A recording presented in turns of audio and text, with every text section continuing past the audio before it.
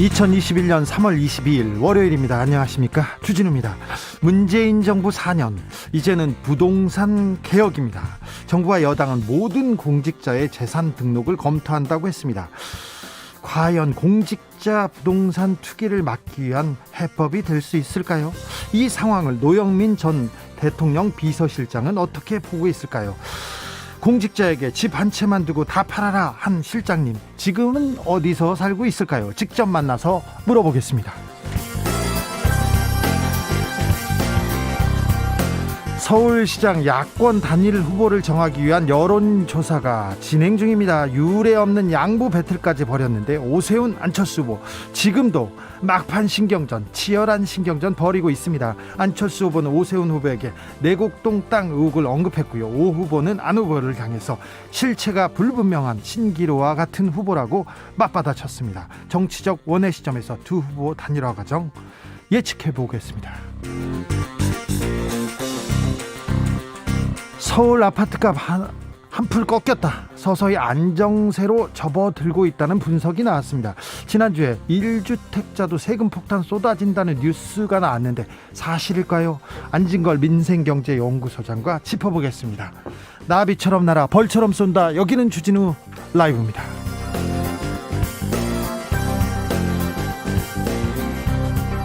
오늘도 자중자애, 겸손하고 진정성 있게 여러분과 함께 하겠습니다. 9560님께서 오늘도 주진우 라이브 이어폰 끼고 근무 중입니다. 안 듣고는 답답, 중독인 듯 합니다. 아이고, 네, 중독성이 좀 있습니다. 짱불리님께서 국회의원들 투기 여부만 검토할 게 아니라 투기가 확인되면 어찌할 것인지도 발표해라. 네, 발표해야 됩니다. 자, 한 주 잘 시작하셨습니까? 주말은 어떻게 보내셨습니까? 주말에 비가 오고 하늘이 좀 파란색입니다. 미세먼지도 좀 거치고 그래서 파란 하늘을 볼 수 있어서 좋은데요. 하늘은 파란데 정치권은 여전히 부양합니다. 서울시장, 부산시장 선거가 코앞으로 왔는데 단일화를 위한 여론조사, 지금 야권 단일화 여론조사 진행 중입니다. 여러분의 선택은 어떤지. 이번 선거 가장 큰 변수는 여러분의 투표율입니다. 투표하실 거죠? 어떻게 투표하실 건지, 어떤 분한테 나는 어떤 덕목을 가장 중요하게 생각한다, 이런 얘기 있으면 여러분의 이야기 들려주십시오. 샵 9730, 짧은 문자 50원, 긴 문자는 100원입니다. 콩으로 보내시면 무료입니다. 그럼 주진우 라이브 시작하겠습니다.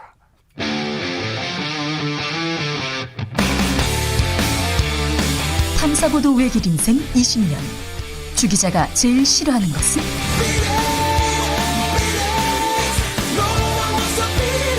이 세상에서 비리와 부리가 사라지는 그날까지, 오늘도 흔들림 없이 주진우 라이브와 함께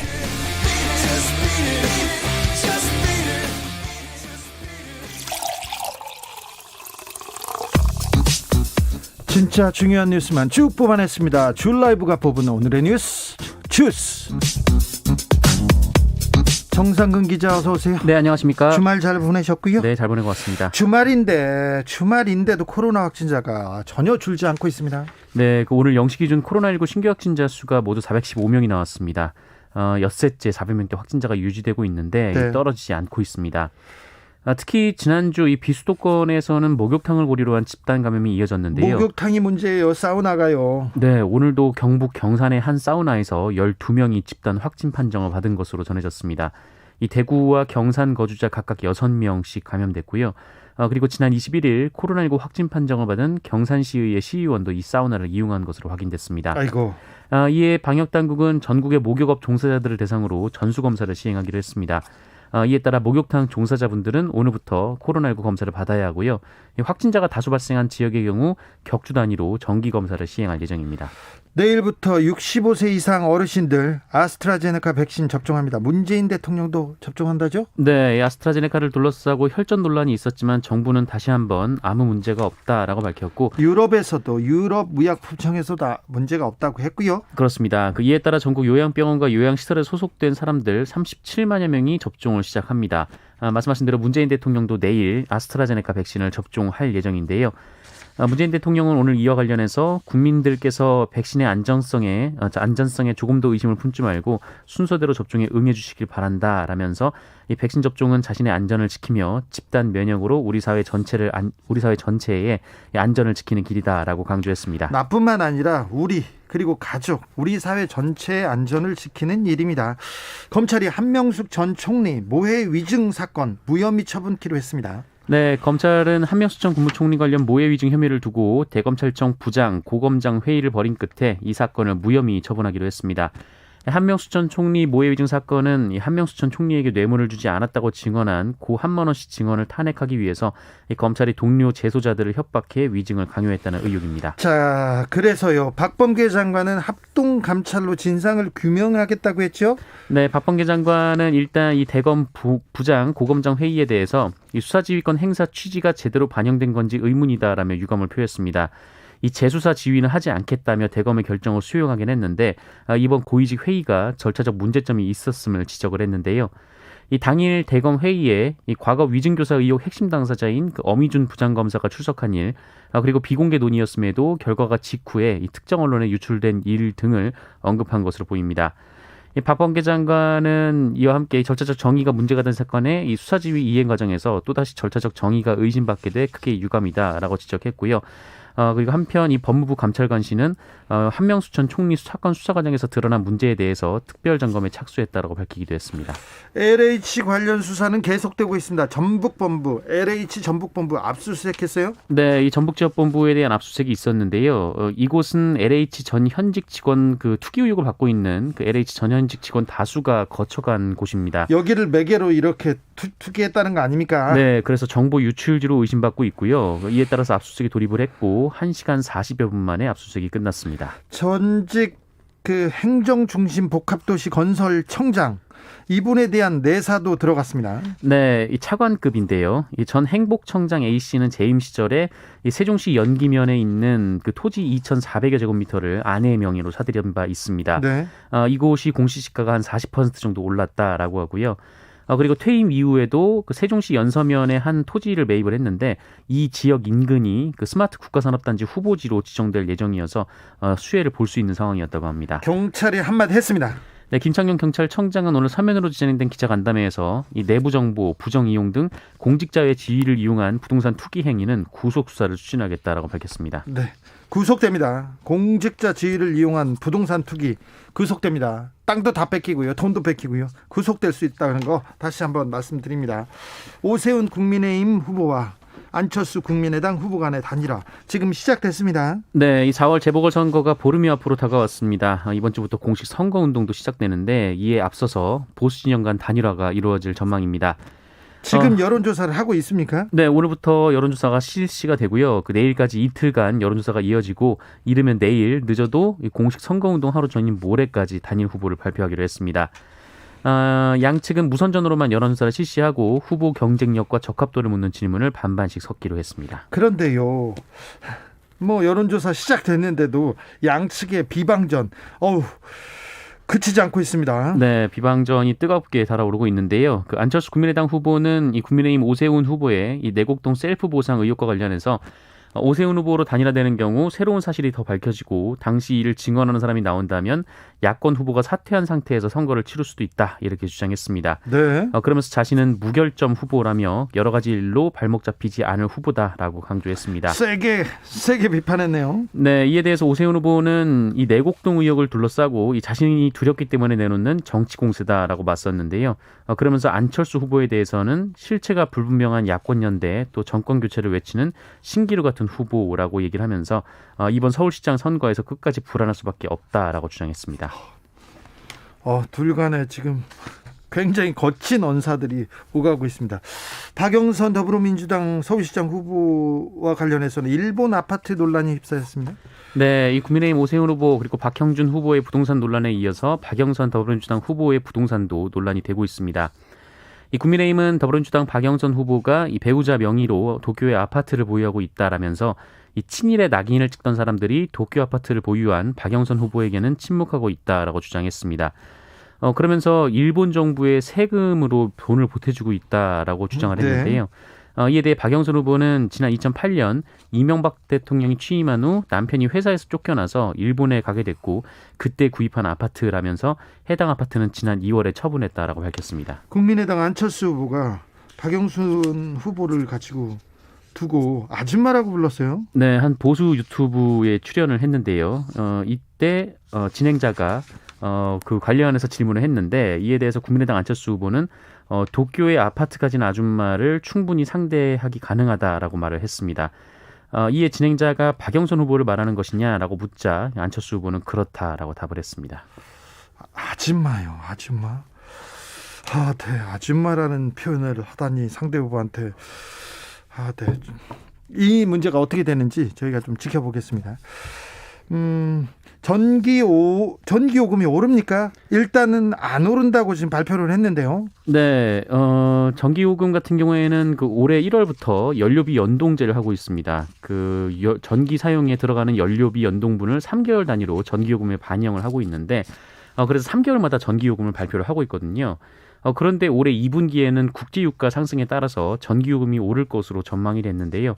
실제로 이제 기름값이 많이 오르긴 했습니다. 예. 그러나 정부와 한전은 이 코로나19 장기화로 어려움을 겪는 국민들의 생활 안전을 위해서 안정을 위해서 전기요금을 인상하지 않기로 결정했다고 밝혔습니다. 부산에서 좋은 슈퍼카라고 하지 않습니까? 슈퍼카를 타고 다니는 사람이 가족들 보는 앞에서 운전자를 조롱했다는 주장이 제기됐습니다. 네, 어제 한 온라인 커뮤니티에 이 부산 해운대구에서 한 고급 외제 슈퍼카 운전자로부터 욕설과 보복 운전을 당했다라는 이 누리꾼의 사연이 전해지면서 공분을 사고 있습니다.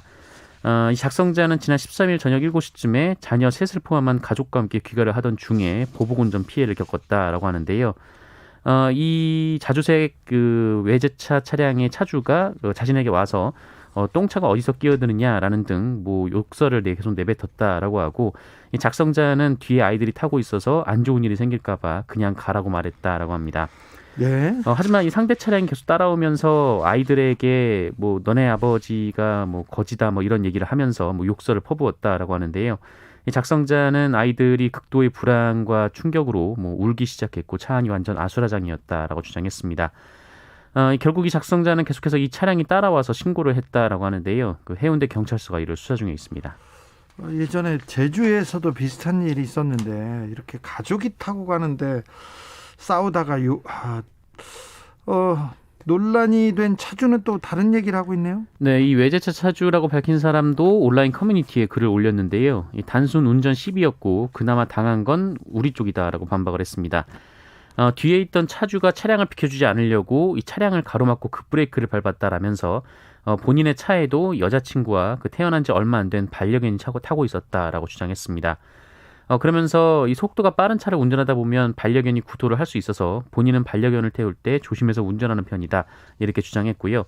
이 끼어들기 과정에서 서로 욕설이 오간 건 사실이지만 상대 차량이 먼저 창문을 내린 채 욕설을 해서 벌어진 일이다라고 주장했습니다. 경찰 수사 결과를 좀 지켜보겠습니다. 아무튼 네. 가족 앞에서 이렇게 좀 욕설을 하는 이런 일은 좀 없어야 되는데 아무리 화난다고 끼어들고 그래서 뭐 운전하다가 화난다고 해서 막 욕하고 따라가서 보복 운전하고 막 이런 부분은 좀 조금 없어져야 하는데 계속 이런 뉴스가 나와요. 더 처벌받을 수 있습니다. 더 많이 나오는데 이거 처벌받습니다. 지금은 그 카메라로 찍고 있잖아요. CCTV가 있고 차량마다 GPS에 이렇게 기록 장치가 있어서 처벌받을 수 있다는 것 좀 명심해 주세요. 자가격리 중에 유급 휴가를 받은 직장인이 10명 중 5명밖에 안 된다고요? 네, 이 아프면 회사 가지 말고 집에서 쉬라라는 것이 정부 방역 지침인데요. 1호였습니다. 1번이었습니다. 네, 그런데 한국보건안전단체 총연합회 등이 그 관련해서 직장인들을 조사를 한 결과 이 코로나19 확진이나 자가격리로 출근을 못할 때 유급휴가를 받은 직장인은 49.3%에 그쳤다라고 합니다. 50%가 채 안 되는데요. 이 나머지 50.7%는 개인 연차, 무급휴가를 쓰거나 결근 처리가 됐다라고 합니다. 이 증상이 의심돼서 회사에 못 갔을 때도 유급휴가를 쓴 직장인은 42%에 그쳤고 예. 나머지는 개인 연차나 무급휴가를 쓰거나 결근 처리됐다라고 합니다. 네, 그럴 걸로 예상은 됐습니다만 그렇네요. 아무튼 아프면 회사 가지 말고 쉬어야 됩니다. 이게 1번 법칙이었어요. 1번 법칙. 코로나 의심되고 좀 아프면 회사 가지 말고 쉬어라. 그러면 회사에서 조금 좀 배려는 해야 되는 거 아닌가 생각을 해보기도 합니다. 네. 강남 한복판에서 마약을 하다가 적발된 사람이 있어요? 네, 서울 강남의 모텔에서 마약을 투약한 두 사람이 경찰에 적발됐습니다. 지난 19일 오후 10시쯤부터 이튿날 오전 사이에 투약한 것으로 전해졌는데 20대 여성 A씨 그리고 30대 남성 B씨입니다. 두 사람 모두 마약 간이 검사에서 양성 반응을 보였고요. 이 필로폰으로 추정되는 흰색 가루를 투약한 것으로 전해졌습니다. 그리고 이 중에 20대 여성은 지난해 12월 이 다른 마약 투약 혐의로 경찰 조사를 받던 도중에 네. 이 남양유업 창업주 외손 여인 황하나 씨가 자신의 집에 들어와서 절도를 했다라고 밝힌 인물인 것으로 전해졌습니다. 네. 한편 이 황하나 씨는 절도 혐의가 인정돼서 지난 1월 구속 송치됐고요. 이달 31일 첫 재판을 받습니다. 강남 한복판에서 마약하다가 다 걸립니다. 이런 거. 왜 그러냐면 마약범들은 있지 않습니까? 네. 자기 죄를 좀 줄이려고 주변 사람들 있는 거 없는 걸 다 분대요. 네네. 그래서 마약 수사가 굉장히 쉽다고 합니다. 그래서 다 분대입니다. 한 번쯤 호기심에 괜찮겠지. 그런 거 없습니다. 한 번 하지 않습니까? 다 적발된다는 거. 이분도 적발되지 않습니까? 그리고 뭐 작년 얘기도 나오고요. 그러니 자, 아예 그런 쪽은 관심도 갖지 말고 절대 가면 안 됩니다. 마약이라니요. 네, 안 됩니다. 자, 주스 정상근 기자 감사합니다. 고맙습니다. 김지윤님께서 나리나리 개나리가 활짝 폈어요. 공원에. 그렇습니다. 서울에도 개나리 많이 폈습니다. 순님께서 서울도 부산도 안 사는데요. 선거 때문에 스트레스 받아요. 얘기합니다. 스트레스 받는다는 사람들 많죠. 7506님께서 투표 당근 해야죠. 저는 투표 안 한 사람과 인간관계를 끊습니다. 정직한 후백에 투표 해야죠. 투표 안 한 사람하고 인간관계를 끊으세요? 아우, 단호하신 분이시네요. 이진주님께서는 투표 당연히 해야죠. 여러 가지 면에서 신뢰할 수 있는 후보인지 지켜보고 있습니다. 물론 1년 동안 더 잘 지켜보고 그 후에 다른 분한테 투표할 수 있습니다. 당선을 위한 공약은 절대 사절이에요. 네, 그렇죠.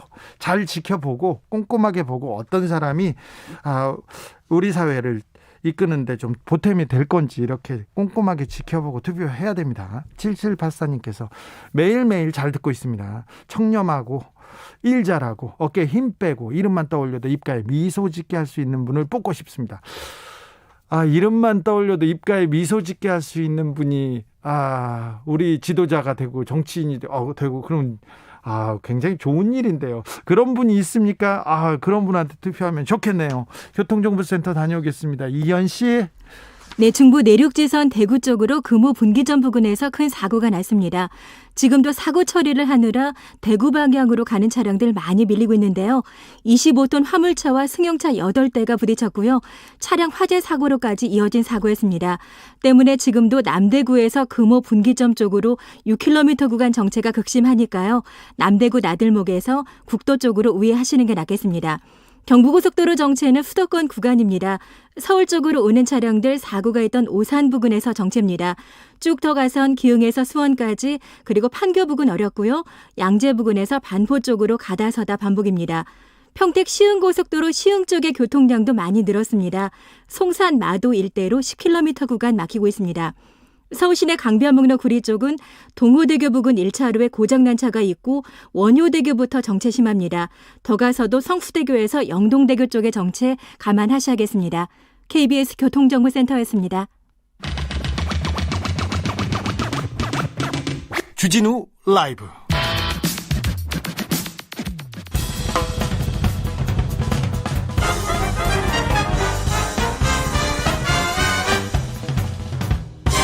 훅 인터뷰. 모두를 위한 모두를 향한 모두의 궁금증 훅 인터뷰. 문재인 정부 4년 적폐청산 외쳤습니다. 국정농단, 사법농단, 검찰개혁, 언론개혁, 그리고 LH 사태로 부동산 개혁을 외치고 있습니다. 부동산 투기와의 전쟁 어떻게 풀어가야 할까요? 문재인 정부의 4년 동안에 아쉬웠던 점, 그리고 남은 1년 앞으로의 숙제 짚어보겠습니다. 노영민 전 대통령 비서실장, 어서 오세요. 네, 안녕하십니까. 실장님 퇴임하고 잘 지내시는지요? 네, 사실 청와대 생활이라는 것이 아주 팽팽하게 당겨진 활 시위와 같은 그런 긴장인데 네. 이제는 활을 시위를 떠난 화살처럼 네. forward 자유롭게 지내려고 했고 네. 어느 정도 그렇게 지내고 있습니다. 그렇습니까? 예, 물론 뭐 세상사에 완전히 초연할 수는 없습니다만. 네. 예. 청와대는 아침에 출근 일찍 하죠. 예, 일찍 합니다. 몇 시에 출근하셨어요? 7시 반. 7시 반에. 네. 그리고 저녁 늦게까지 회의하시고요. 네. 네. 자, 실장님 퇴임하신 이후에 국정 전반에 대해서 노심초사하면서 지켜보고 있다 이렇게 얘기했는데 지금 서울시장, 부산시장 선거 노심초사하면서 지켜보고 계시죠? 네, 그렇습니다. 네. 그냥 지켜만 보고 계십니까? 예, 뭐 여당 후보들이 네. 당선돼야 할 텐데 그런 생각을 하고 있습니다. 그렇습니까? 예. 안철수 후보가 오늘 도쿄의 아파트에 있는 아줌마 얘기하면서 박영선 후보의 일본 아파트 소유를 공격하고 있는데요. 이 문제는 어떻게 보고 계십니까? 글쎄요. 근데 이거는 사실관계를 살펴야 합니다. 네.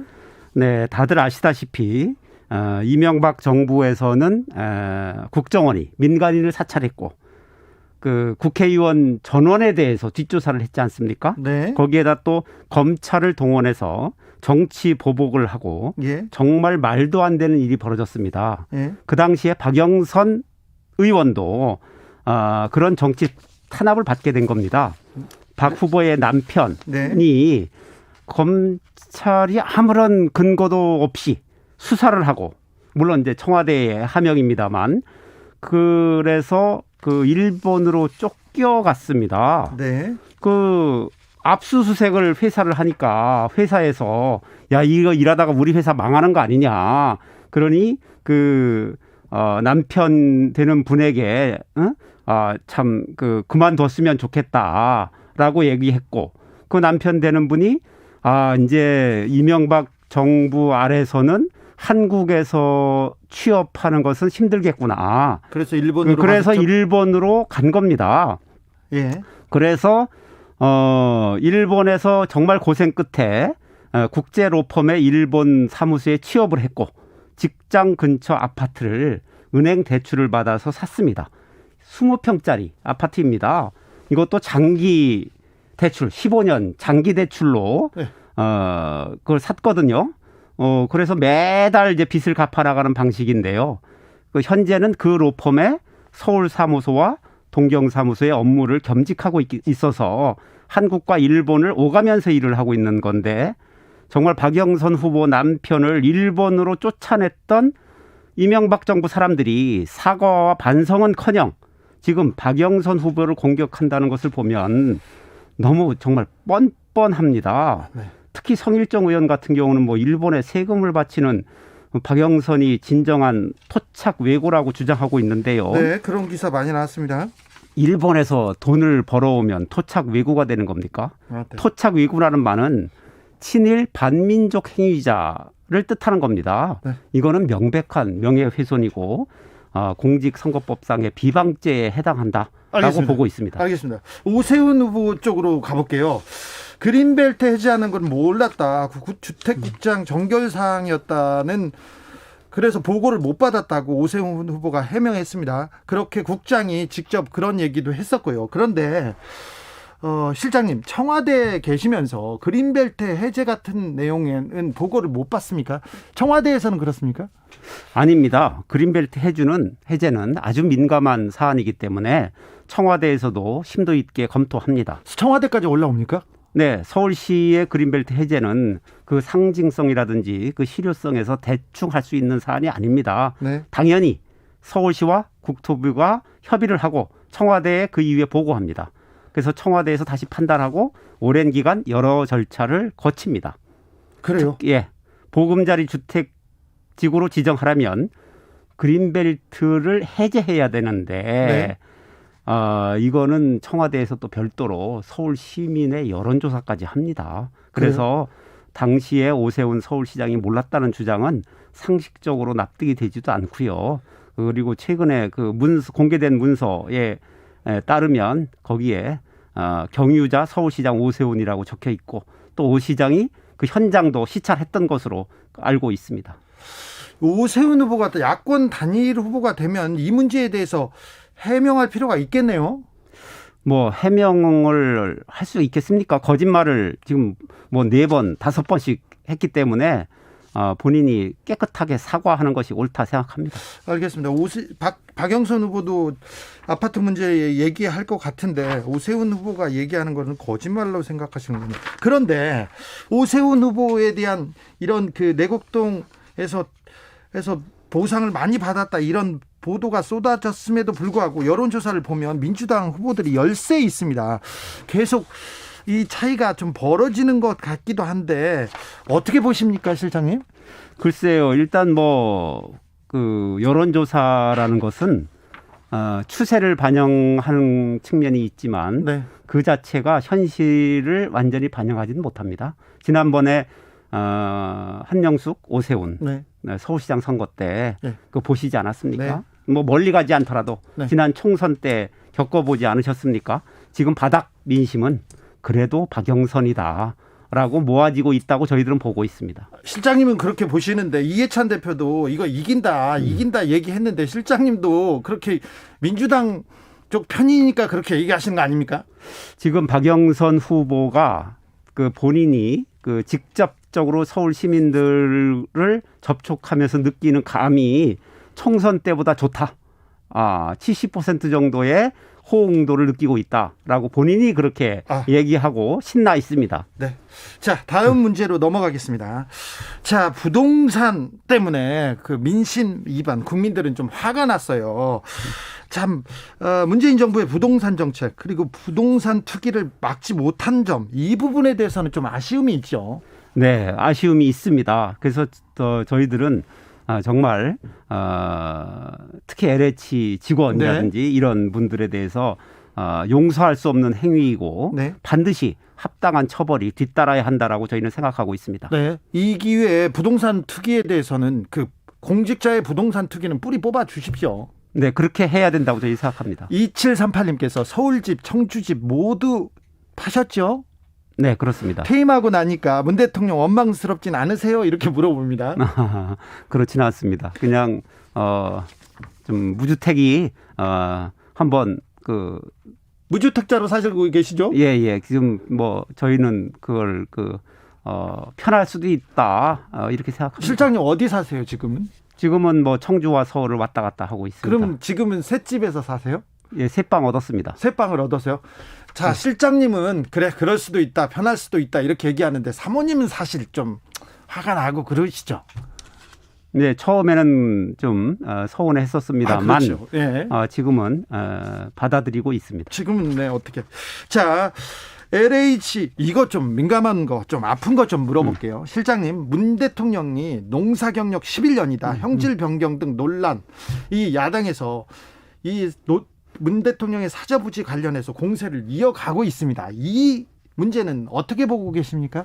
그거는 그 정치적 이득을 얻기 위한 허무맹랑한 주장입니다.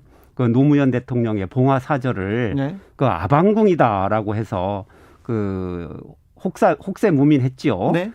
그래서 좀 정치적인 이득을 취했다, 재미를 봤다라고 생각한 야당이 또다시 그 프레임으로 씌우는 겁니다. 네. 농사 경력은 네. 농지를 취득하는 조건에 들어가지가 않습니다. 네. 따라서 어떠한 허위를 기재할 이유도 없고요. 예. 그렇습니다. 그리고 여기서 영농이라는 것은 그 규모라든지 목적이라든지 예. 기간이라든지 이런 것과 아무런 관계가 없습니다. 네. 그래서 그거 상관없고요. 그 형질 변경이라는 것은 네, 형질 변경은요. 시골의 땅에 한 1200평 되거든요. 예. 이제 경호동이라든지 주차장이라든지 네. 도로도 내야 되고 하니까요. 그런 규모의 땅이 대지로 돼 있는 게 양산에 존재합니까? 도시에 택지 개발한 곳도 공원 부지 있고 도로 부지 있고 해서 1200평이 대지로 된 땅은 존재하지 않습니다. 예. 양산에 그런 게 존재하지 자체가 않습니다. 네. 당연히 여러 지목으로 된 것을 묶어서 취득하고 예. 그것에 따라서 이제 그 설계에 따라서 현기질 변경을 해야 되는 것은 당연한 겁니다. 예. 농사 경력 11년 형질 변경 이건 당연한 내용이라고 얘기합니다.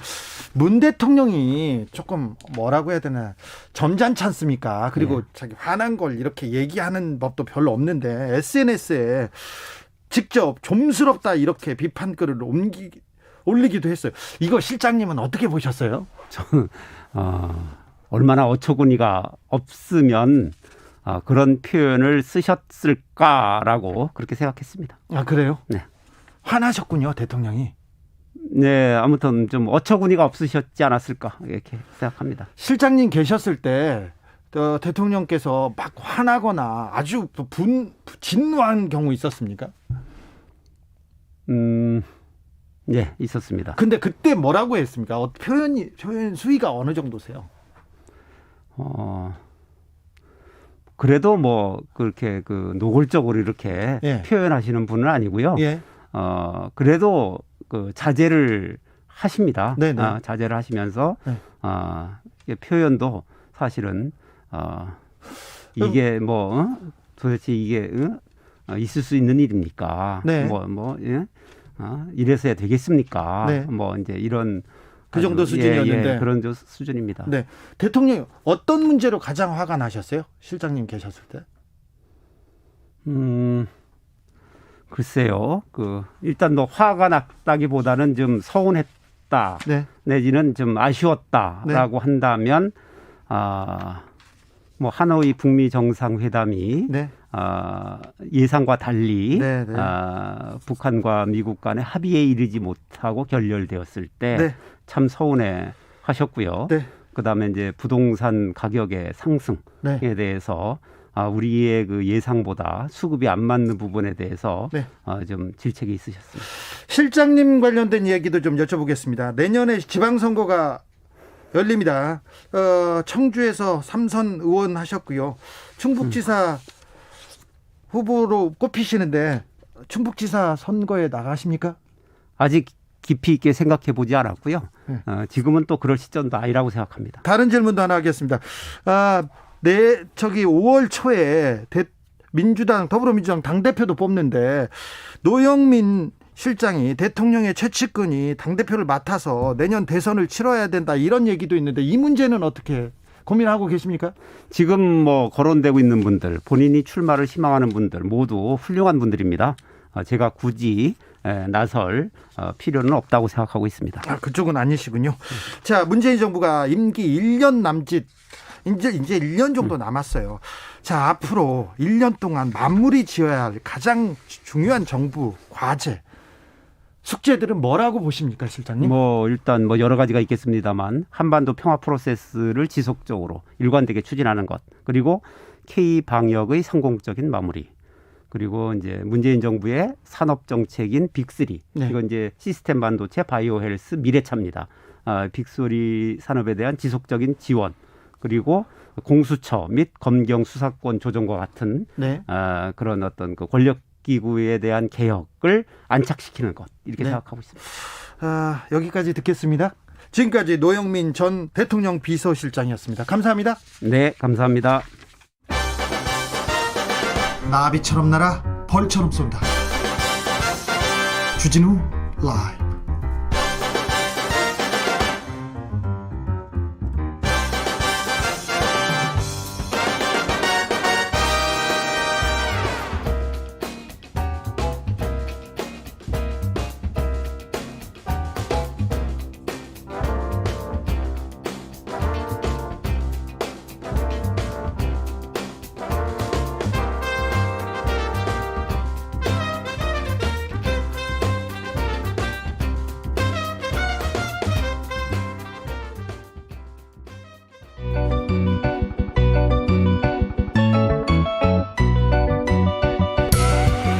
한층 날카롭다. 한결 정확하다. 한편 세심하다. 밖에서 보는 내밀한 분석, 정치적 원의 시점. 자, 오늘의 정치권 상황 원회에서 더 정확하게 분석해드립니다. 최민희 전 의원님 오셨습니다. 안녕하세요. 불굴의 희망 최민희입니다. 불굴의 희망 최민희 의원 왔고요. 그다음에 김연아 국민의힘 비상대책위원 오셨습니다. 네, 안녕하십니까. 일산에서 핑크봄을 기다리는 핑크 김연아입니다. 울산의 핑크 김연아도 오셨습니다. 두 분. 울산의 핑크가 아니고 일산의 핑크입니다. 죄송합니다. 일산의 핑크. 네. 마스크도 핑크세요. 자, 한 주 잘 보내셨죠? 네. 오세훈, 안철수 단일화 협상이 극적으로 타결돼가 지금 여론조사가 돌아가고 있어요. 어떻게 보십니까? 뭐 어떻게 아니요 뭐 죄송합니다. 시리가 대신 대답하려고 하면 급해요 요새. 중요한 일이에요. 네. 지난주에 조금 서로 그 단일화 과정에서 원래 당초 약속했던 기일을 좀 넘기면서 네. 좀 국민들에게 진땀을 쥐게 하고 네. 또 좀 안타까운 면도 있었는데 네. 어쨌든 막판에는 뭐 양보 배틀까지 해가시면서 네. 합의를 이루셔서 오늘 내일 무난하게 여론조사가 진행이 돼서 결과가 나오는 걸 지켜봐야 되겠죠. 무난하게 되고 있습니까? 오늘 얘기하는 거 이 설전은 막판까지 뜨겁던데요? 네, 근데 그 안철수 후보가 초기에는 좀 지지율이 굉장히 높게 나오시다가 예. 지난주 주말 지나면서부터 일주일 전부터 조금 이제 역전의 기미를 보이고 이미 좀 많이 오세훈 후보보다 좀 뒤처지는 숫자가 나오면서 약간 급해 보이시는 게 보입니다. 그래서 예. 좀 추격자의 불안한 마음 그런 것들이 좀 읽힙니다. 여론조사를 보면은 단일화된 야권 후보 안철수 오세훈 후보가 민주당 후보를 크게 앞서는 것으로 나와 있습니다. 자, 이번 선거 네. 김연아 의원님 야당이 이깁니까? 서울시장에서 저는 뭐 단일화되면 이길 수 있다고 봅니다. 야당이 이긴다. 예, 단일화되면 저희가. 네. 최민희 의원님 민주당이 이깁니까? 원래 선거는 끝까지 가봐야 하는 겁니다. 네. 그건 신중하시네요. 그건 대명제입니다. 네. 그리고 지금 말씀하신 단일화 관련해서는 19일 이전에 단일화가 돼서 그러니까 그건 17일까지는 돼야 되죠. 그래서 한 명으로 후보 등록을 하는 게 사실 그게 단일화가 성공했다고 하는 거죠. 네. 그래서 1차 단일화는 실패한 겁니다. 그래서 어쨌든 인쇄될 투표용지에 이름이 다 들어갑니다. 네. 그리고 만약에 안철수 후보가 된다면 기호 4번 쓰게 됩니다. 네. 네, 그래서 1차 단일화는 실패한 거고 그동안의 설전으로 보았을 때 아름다운 단일화는 실패했죠. 그리고 이건 지금까지 이 상황은 안철수 후보의 전략 실패입니다. 그러니까 오늘에 와서 오세훈 후보가 만약에 후보가 되면 그리고 양심 선언이 나오면 후보직 사퇴할 수도 있다는 말을 오늘에 하는 후보.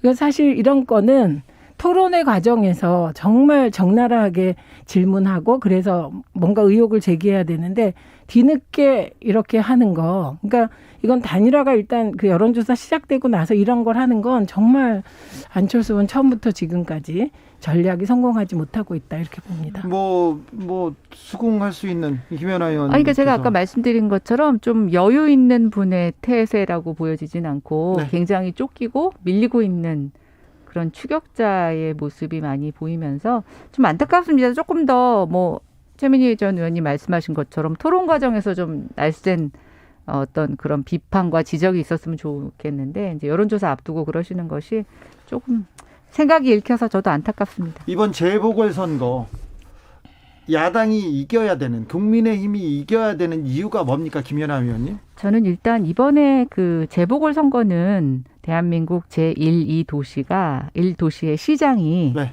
동시에 그것도 위력에 의한 성폭력, 성추행으로 인해서 네. 야기된 원인 제공을 했다. 그렇죠. 예, 그런데 지금 집권 여당에서 이에 대한 충분한 사과와 국민들이 납득할 수 있을 만한 어떠한 책임도 보이지 않고 있습니다. 이제 겨우 피해 호소인에서 피해인으로 인정받았지만 2차 가해가 굉장히 많고요.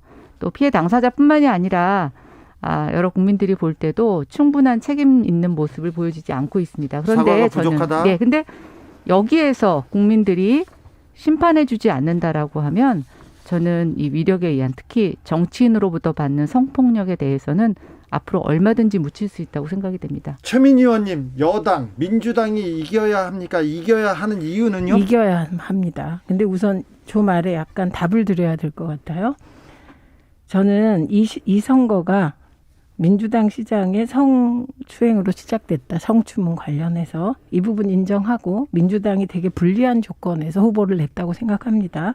그런데 이것을 정치적으로 이용해서 선거 쟁점으로 만드는 것 또한 피해자에 대한 도리가 아니라고 생각하고 이제 이 사안은 민주당에서 그 피해자가 지목한 3명을 캠프에서 퇴출하지 않았습니까? 그리고 원내대표 그리고 후보 당사자도 다 사과하지 않았습니까? 그래서 이제 피해자와 그리고 고인이 된 박원순 시장 모두를 모두에게 잊혀질 권리를 드려야 되는 그런 일이라고 개인적으로 생각합니다. 그다음에 왜 사실 국민의힘이 이기면 안 되는 이유, 제가 생각하는 네. 민주당이 이겨야 한다기보다는 그건 아직도 농단 세력의 뿌리가 뽑히지 않았기 때문입니다. 그리고 지금도 박영선 후보 도쿄 아파트 얘기하는 거 사실 자가당착이거든요. 이 부분은 홍준표 전 대표가 잘 정리를 하셨어요. 사찰이 있었고 네.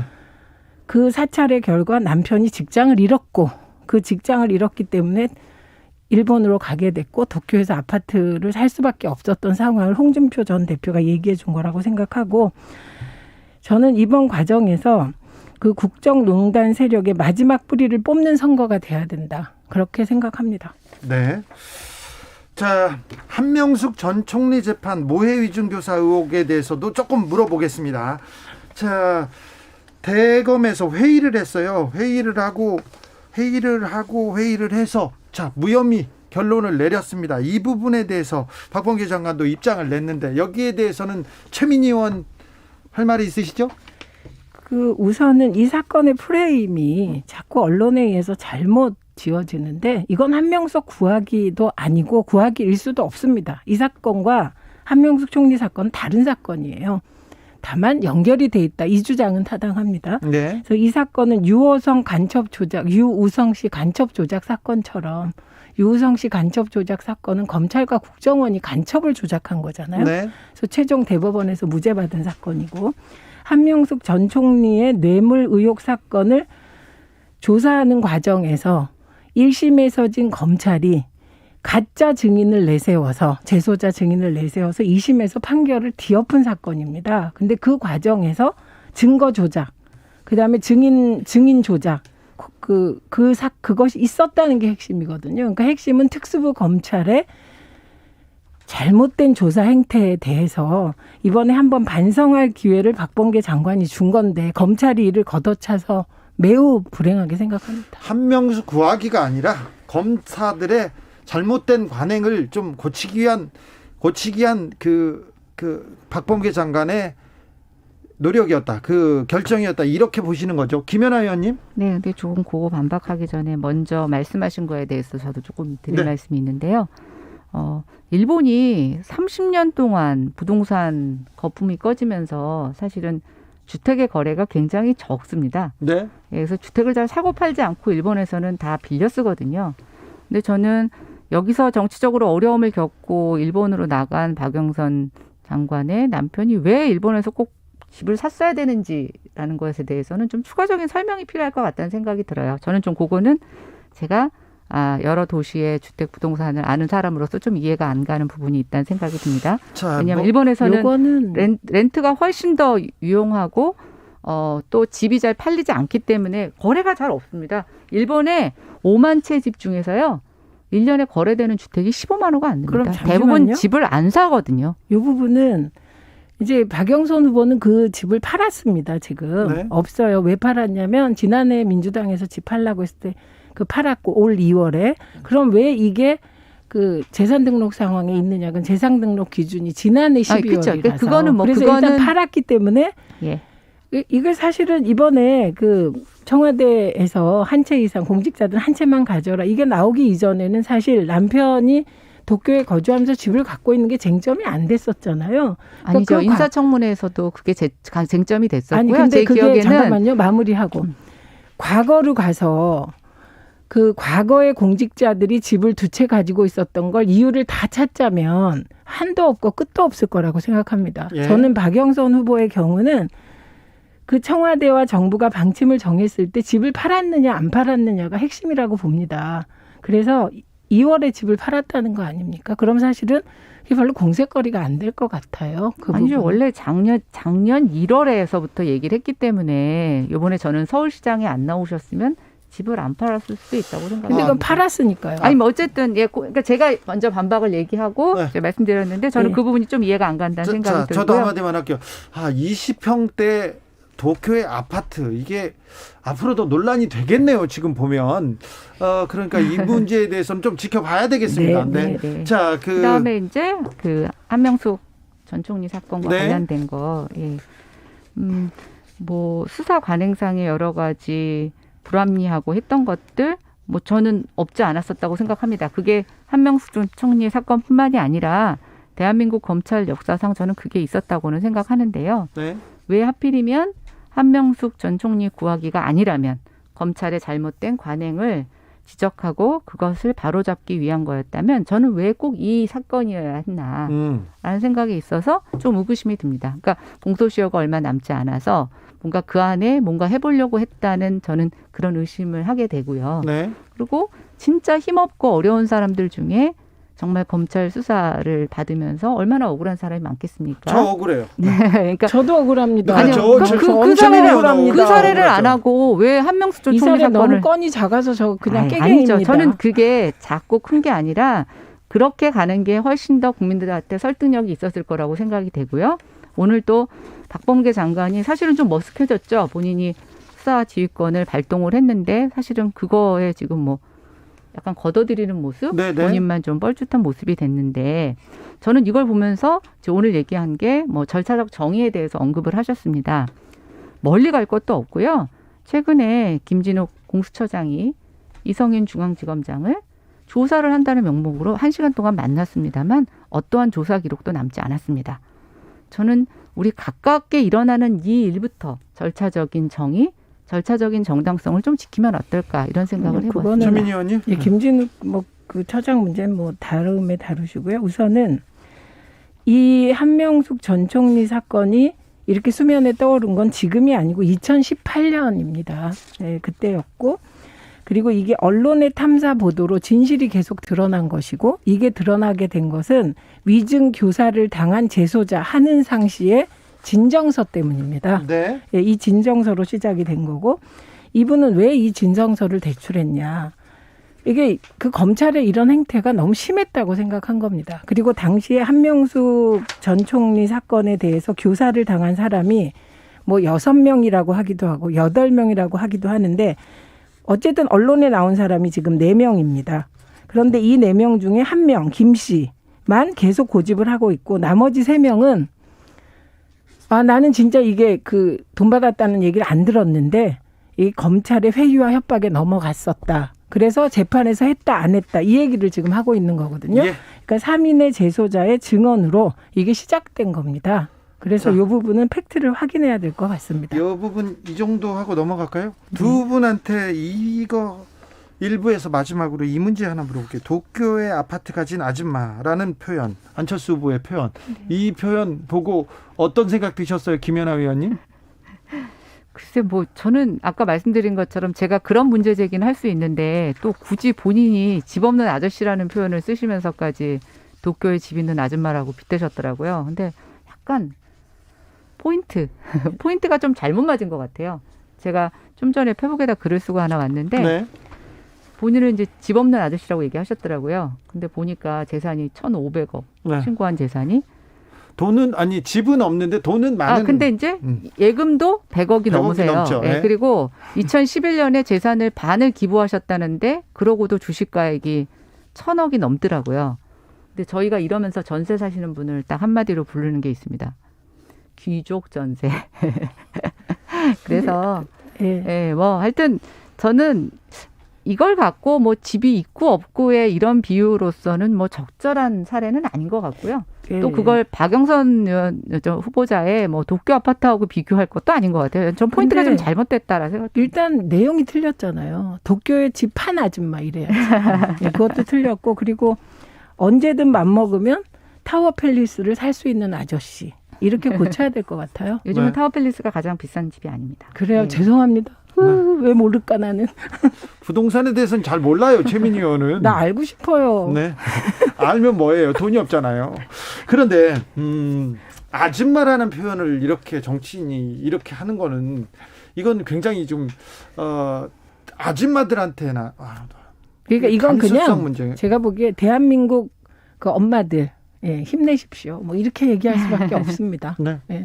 뭐 그냥 그렇다고 생각. 네. 자, 오세훈 후보하고 안철수 후보하고 여론조사 내밀하게 그럼 물어볼게요. 김연아 의원님, 네. 저기 국민의힘 분위기 어떻습니까 지금? 뭐 어떤 분위기요? 이 단일화에 대한 여론조사에 대한 국민의힘에서는 당연히 자당 후보인 오세훈 후보가 되기를 바라죠. 바라는 거하고 이길 거라고 생각하는 거하고는 좀 다르지 않습니까? 아니 뭐 같은 거죠. 희망을 그렇게 하는 거죠. 네. 그다음에 그 희망이 이길 거라고 생각하는 거에 그 믿음이 없으면 이길 거라고 거의 생각합니까? 아니면 질 수도 있다고 생각합니까? 아니 뭐 제가 저희 당 의원들 전부 조사한 거를 아니라서 네. 그러나 아까 말씀하신 대로 뭐 어떤 일이 벌어질지는 결론을 우리가 뚜껑을 열어봐야 되는 거죠. 최민희 의원님 어떻게 예상하세요? 일단 오세훈 후보는 상승세. 왜냐하면 3자 대결 최근에 여론조사가 있었는데 1위가 오세훈 후보였어요. 네. 과거에는 큰 폭으로 앞선 안철수 후보 1위였거든요. 예. 지금은 오세훈 후보는 상승세, 안철수 후보는 하강세. 이것만은 분명한 것 같습니다. 네. 잠시 쉬었다가 6시에 저희는 정치적 원의 시점으로 돌아오겠습니다.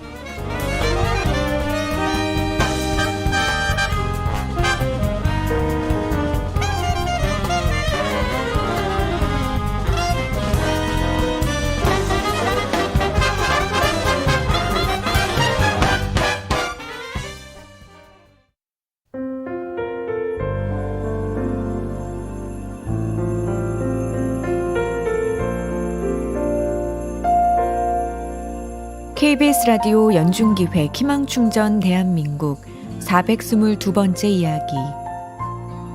안녕하세요. 아나운서 이현주입니다.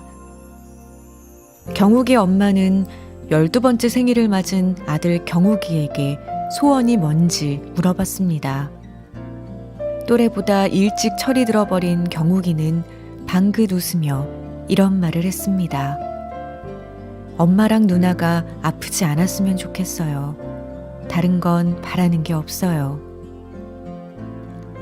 당뇨 합병증으로 시력을 잃어가는 엄마와 천식이 심한 지적장애인 누나는 경욱이의 유일한 가족입니다. 귀가 잘 들리지 않아 보청기를 끼고 있으면서도 늘 가족들의 아픔을 먼저 생각하는 경욱이. 엄마는 그런 아들을 볼 때마다 너무 안쓰러워서 가슴이 미어집니다. 경욱이네 가족들이 지금의 아픔을 극복하고 아름다운 일상을 맞이할 수 있도록 여러분이 힘을 실어주세요. 코로나19 여파로 사례자와 취재팀의 안전을 위해 사연으로 대신 전달합니다. 여러분의 따뜻한 손길이 희망의 빛이 됩니다. ARS 060-700-1580 060-700-1580 한 통화 3,000원으로 희망을 선물해 주세요. KBS 라디오 연중기획 희망충전 대한민국은 초록우산 어린이재단, 인탑스 주식회사 그리고 청취자 여러분과 함께합니다.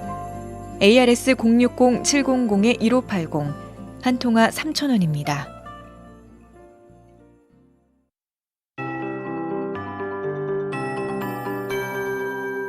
KBS 58분 날씨. 한 주를 시작하는 월요일, 오늘 전국적으로 바람이 다소 불었습니다. 쌀쌀함도 이어지고 있는데 내일 아침까지는 기온이 평년 기온을 밑도는 쌀쌀함이 좀 더 이어질 것으로 보이고요. 내일은 맑은 날씨에 일교차가 크게 벌어지면서 한낮 기온은 평년 기온을 크게 웃도는 날씨로 일교차가 크기 때문에 건강관리에 좀 더 신경 쓰시는 것이 좋겠습니다. 내일 아침 최저 기온은 서울 영상 3도, 부산 4도 등 전국은 영하 2도에서 영상 6도 사이가 되겠고요. 낮에 기온이 오르게 되면 강릉은 20도 안팎까지, 대구 지역 19도, 광주 18도, 서울은 16도 정도로 오늘과 큰 차이를 보이면서 기온이 껑충 오를 전망입니다. 오늘도 하늘은 비교적 맑았습니다. 내일도 비교적 맑은 날씨 예상됩니다. 다만 오늘 바람이 다소 불었는데 내일은 좀 더 강해질 전망입니다. 특히 내일 새벽부터 모레 아침 사이 강원도 산지와 경상북도 북동 산지를 중심으로 바람이 무척 거세질 것으로 보이고, 강원도 동해안 지역과 경상북도 동해안 지역도 강풍이 예상되는 만큼 바람 피해 입지 않도록 주변을 단속하시는 것이 좋겠습니다. 내일 전국적으로 하늘은 맑을 것으로 예상되지만 오전 중에 내륙 지역에 안개가 끼는 곳이 있겠고요. 황사가 발원을 해서 오늘 밤부터 미세먼지량이 증가해 내일 오전 중에 수도권, 충남, 전라북도 지역을 중심으로 일시적으로 나쁨 단계도 예상됩니다. 지금 서울 기온은 9.3도입니다. 윤지수입니다.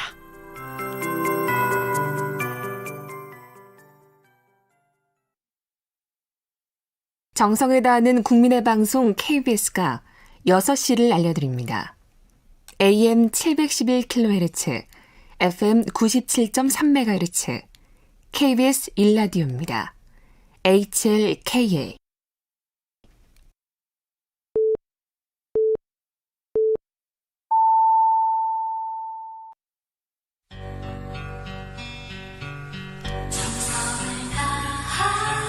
정성을 다하는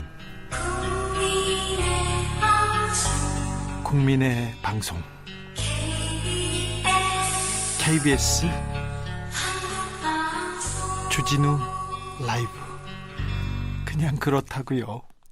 정치적 원의 시점 최민희 전 의원, 김연아 국민의힘 비대위원과 함께하고 있습니다. 자, 아무래도 시대적 화두가 부동산 투기와의 전쟁인 것 같습니다. LH 특검 문제로 넘어가 보겠습니다. 특검이 되면 좀 잘할까요? 김연아 위원님, 전문가로서. 네. 근데 이게 일단 범위가 너무 점점 커지고 있고요. 계속 커집니다. 예. LCT도 같이 하자 이렇게 얘기하고 있고요. 그런 것도 있는데 이제 단순히 신도시의 토지 매입과 관련된 것들이 처음에는 문제 제기가 됐었는데 네. 이제는 뭐 농지를 샀던 사람들 전반적으로 농지 전용에 대한 문제 제기, 좀 과거 얘기부터 뭐 이렇게 일파만파 커지고 있어서 예.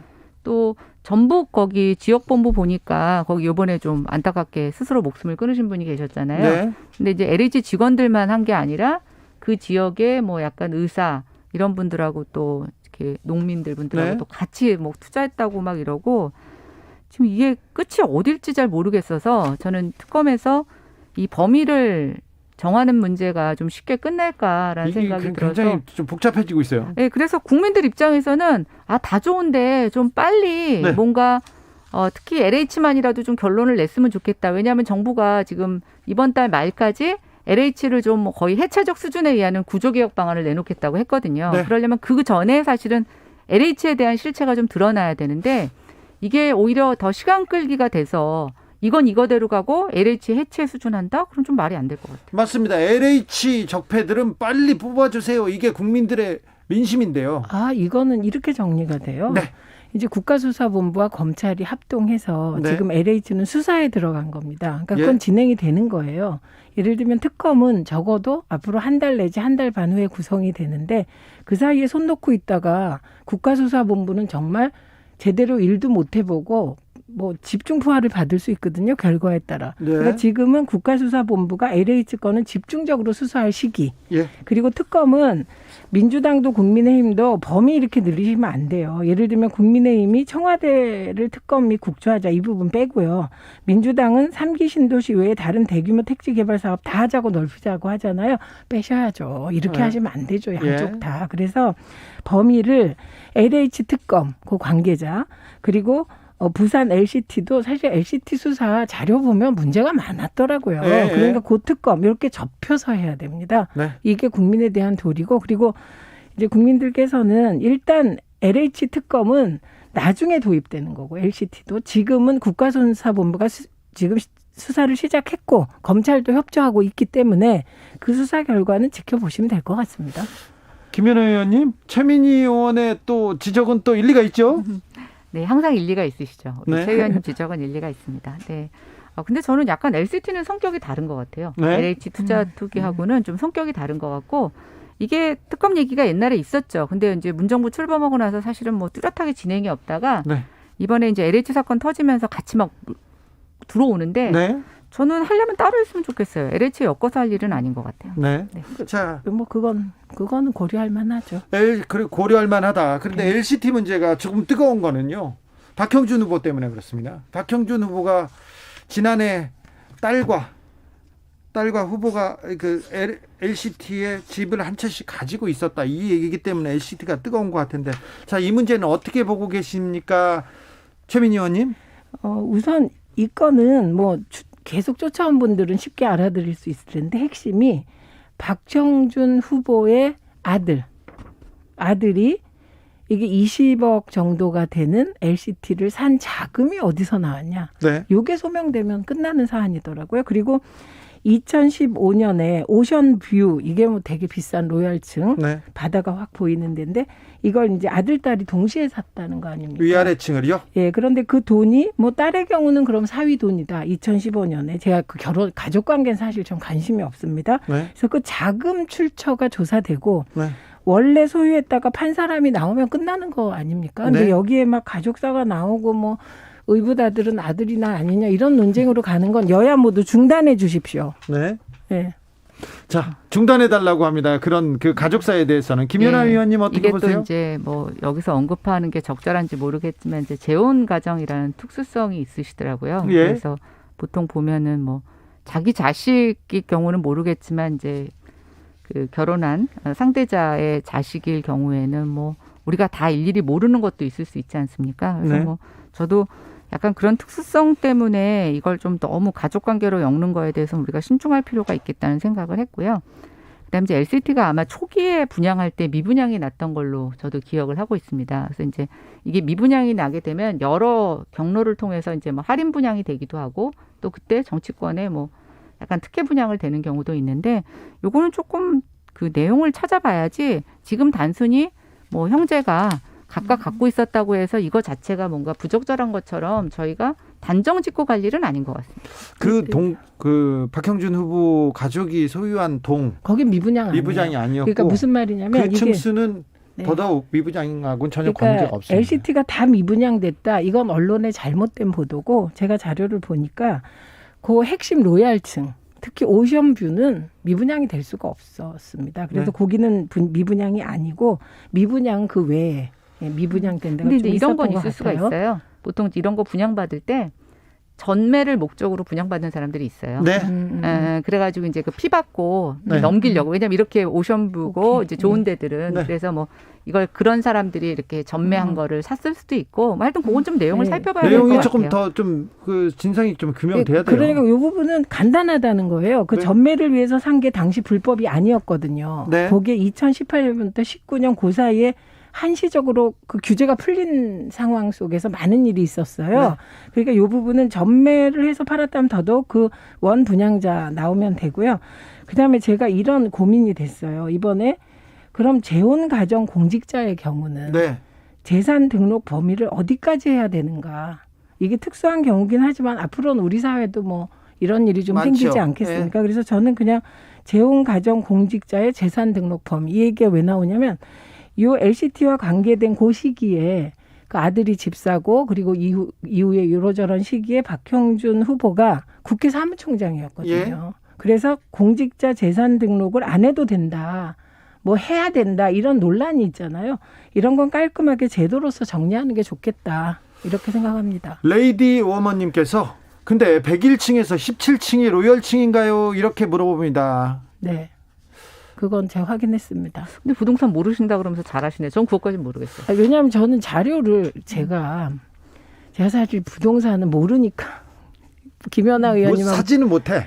최민희 의원은 사진은 그만하십시오. 못하고. 네, 죄송합니다. 김연아 의원님은 이제 전문가시니까 네, 전문가시죠. 나올 때 더 자료를 꼼꼼하게 보고 오는데 네. 그게 101층에서 보통 아파트는 그 16, 17이 로열이 아니잖아요. 네. 그런데 여기는 고기가 오션뷰 가장 좋은 데 중에 근데 그건 좀 하나래요. 봐야 될 것 같아요. 아니 이 부분은 그 기사가 많이 나왔는데요. 101층보다 17층이나 15층이 네.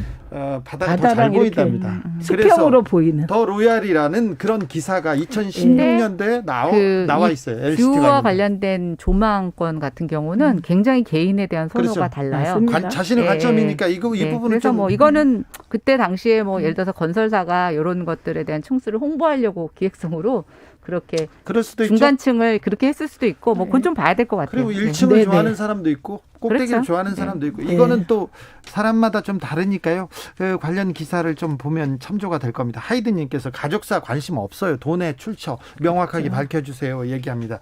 2081님께서는 국민들은 LH나 LCT 이번 비리에 대해서 빠른 처리를 원하지 않습니다. 빠짐없고 정확하고 꾸준한 조사 원합니다. 그래서 부동산 투기는 뿌리 뽑아야 될 텐데 하는 생각이 있습니다. 자, 김연아 의원님이 전문가니까 이번 LH 사태에서 우리 사회가 배워야 됩니다. 그리고 우리 사회가 부동산 투기 이번에는 좀 뿌리 뽑는 노력을 해야 되는데 어떤 거에서 시작하면 좋을까요? 일단 뭐 일반 국민들이 근로소득을 통해서 돈을 저축하고 모으는 게 어려움이 있어서 뭐 재테크라는 이름으로 여러 가지 궁리를 하는 것들 참 가슴 아픈 일이지만 저는 뭐 그건 그럴 수 있다고 생각이 됩니다. 그런데 공직자들이 그것도 개발 정보를 갖고 있는 공직자들이 이런 일들을 사실 자신의 이름으로 서슴없이 했다는 것 자체는 공직사회 전반에 우리의 영이 무너지고 그다음에 도덕적 해이. 그다음에 저는 이렇게 생각해요. 뭐 지역 본부장이 이렇게 할 정도면 그 위아래로는 더 썩었을 거라고 생각돼요. 저는 이제 이게 이것에 대한 우리가 근본적인 해결을 하지 않고 그다음에 분명 이랬을 거예요. 옆이 이런 거 하는 것 자체가 창피한 일이었으면 다 몰래 남의 이름으로 했겠죠. 근데 저는 자기 이름으로 했다는 건 뭐냐면 자기보다 더 높은 사람이 이걸 그냥 대놓고 했던 거를 뭔가 본 거예요. 보면서 직장 생활했다. 부끄럼도 없어요. 네. 아니, 근데 저는 보면서 답은 딱 하나다 이렇게 생각합니다. 이번에 이제 범죄적인 부분은 빨리 처리를 하고 이후에 막을 방법은 그 내부 게시판에 답이 다 있더라고요. 네. 이번에 나 잘려도 나가서 평생 먹고 살 거야. 핵심은 공직자 부동산 투기 이익에 대한 징벌적 환수. 네. 이게 필요하다고 생각합니다. 이 부분 필요하죠? 네, 근데 저는 그거보다 더 중요한 거는 정부가 자꾸만 개발 이익이 생기는 토지 개발 행위를 늘려가면 안 됩니다. 저는 그게 대표적으로 신도시라고 보고 있고요. 그래서 신도시 공급 정책이 잘못된 겁니까, 그럼? 저는 이렇게 무분별하게 많이 신도시로 다 채워나가는 것은 지금 이런 시스템 하에서는 맞지 않다고 그건 생각합니다. 많은 토론이 필요하겠습니다. 네. 네. 마지막으로 간단하게 ABC 협회와 조선일보의 유료 부스 조작 의혹에 대해서 이 부분은 전문가인 최민희 의원이 할 말이 조금 있으실 거예요. 그러니까 이게 왜 ABC 조사협회의 부수가 이게 문제가 되냐면 이 부수 결과에 따라 광고 단가가 매겨집니다. 달라지죠. 그래서 이 광고는 사실 자본주의 기업에선 핵심이잖아요. 핵심 수입원이기 때문에 예를 들면 하나 언론사가 200만 부라고 얘기했다고 칩시다. 그럼 일명 광고 단가가 억대로 올라가죠. 네. 평균적으로. 이게 20만 정도 된다. 그럼 일명 광고 단가는 그거의 5분의 1로 떨어집니다. 네. 그런데 지금 그 1등 신문 조선일보의 부수가 보통 뭐 우리가 200만 부 이렇게 알려져 있었지 않습니까? 자기네들이 그렇게 자랑했죠. 그렇게 자랑했는데 그게 아니었다는 겁니다. 그리고 이 의혹은 상당히 그 증거로서 증명되고 있기 때문에 저는 일단 만약에 그렇게 해서 정부 광고도 받거든요. 네. 그럼 지금까지 정부 광고 받았으면 그건 불법적으로 세금을 그 세금도 횡령이라는 표현이 쓸 수 있는지 어쨌든 불법적으로 세금을 쓴 거기 때문에 그것도 환수해야 되고 책임도 져야 돼야 된다고 생각하고 ABC 협회는 여기야말로 이런 중요한 부수 조작을 오랫동안 해왔다는 거거든요. 네. 이번 의혹이.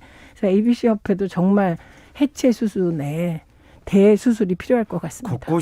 곳곳이 해체 수술이 필요해요. 근데 ABC는 적폐 맞습니다. 네. 오래됐거든요. 네. 네, 저는 이 내용에 대해서는 뭐 전문가 의견인 최민희 의견으로 가름하겠습니다. 8888님께서 여당 공직자의 잘못으로 치러지는 보궐선거에 그런 이유로 야당 공직자가 당선된다고 해도 수긍합니다. 다만 선거기간이라는 이유로 야당 측에서 펼치는 논리들은 크게 공감되지 않습니다. 지나온 과오들을 다 따지자면 야당은 대한민국 선거의 모든 선거에 후보를 안 내야 되지 않을까요? 이런 얘기도 하셨어요.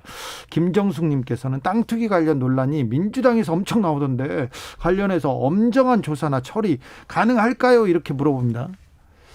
그렇게 안 하면 민주당의 존립 근거가 흔들릴 겁니다. 민주당 후보들 부동산 투기 의혹 너무 많이 나와요. 민주당 후보 이번 후보들이 아니라 네, 의원들 의원들이요. 중에 일부. 네, 의원들이요. 네, 근데 저는 그분들이 뭐 지금 얘기하자면 뭐 국회의원 되기 이전에 샀다. 다 각자 이유가 있어요. 그리고 이 부분은 사실 그 아시아경제에서 보도했잖아요. 국민의힘이 훨씬 토지를 많이 가지고 있다. 그러니까 저는 그 개인들이 막 억울해서 왜 억울하냐 그랬더니 자기들은 조족지혈인데 왜 우리를 갖고 이러냐 이런 생각이더라고요. 그런데 민주당이기 때문에 여당이기 때문에 조족지혈 아닙니다. 네. 그래서 저는 민주당이 정말 철퇴를 가하는 수준의 징벌을 하지 않으면 안 된다고 생각합니다. 근데 해당 의원분들에게는 이런 말씀 드리게 된 걸 죄송하게 생각합니다. 저는 LH 내부 게시판에 있었던 문구가 하나 생각이 나네요. 신도시 개발 정보와 관련돼서 엄청나게 정치인들이 로비하고 그 청탁 들어왔었는데 자기네들은 우리보다 더 많이 해놓고 왜 우리 보고 뭐라고 하느냐라는 문구가 나간 게 있어요. 저는 그때서부터 정치인들 특히 국회의원들, 국회의원들이 국토위, 그리고 하여튼 뭐 여당 그 지역 국회의원들은 그런 유혹으로부터 많고 그런 관련된 빌미를 제공한 일이 많았을 거라고 생각이 되고 이번 혐의 나오는 것을 철저히 수사해서 그걸 명명백백하게 밝혀냈으면 좋겠습니다. 고급 정보를 다루는 국회의원들, 예결위원들 그 지역구 의원들 그렇죠? 네, 저는 처음부터 그걸 그냥 한 달 전부터 주장했는데 네. 왜 그분들을 타겟으로 해서 조사를 안 하는지 모르겠습니다. 조사 빨리 해야 됩니다. 정치적 원의 시점 지금까지 최민희 전 의원 그리고 김연아 국민의힘 비상대책위원과 함께했습니다. 감사합니다. 네, 고맙습니다. 정치 피로, 사건 사고로 인한 피로, 고달픈 일상에서 오는 피로. 오늘 시사하셨습니까? 경험해보세요. 들은 날과 안 들은 날의 차이. 여러분의 피로를 날려줄 저녁 한 끼 시사. 추진우 라이브.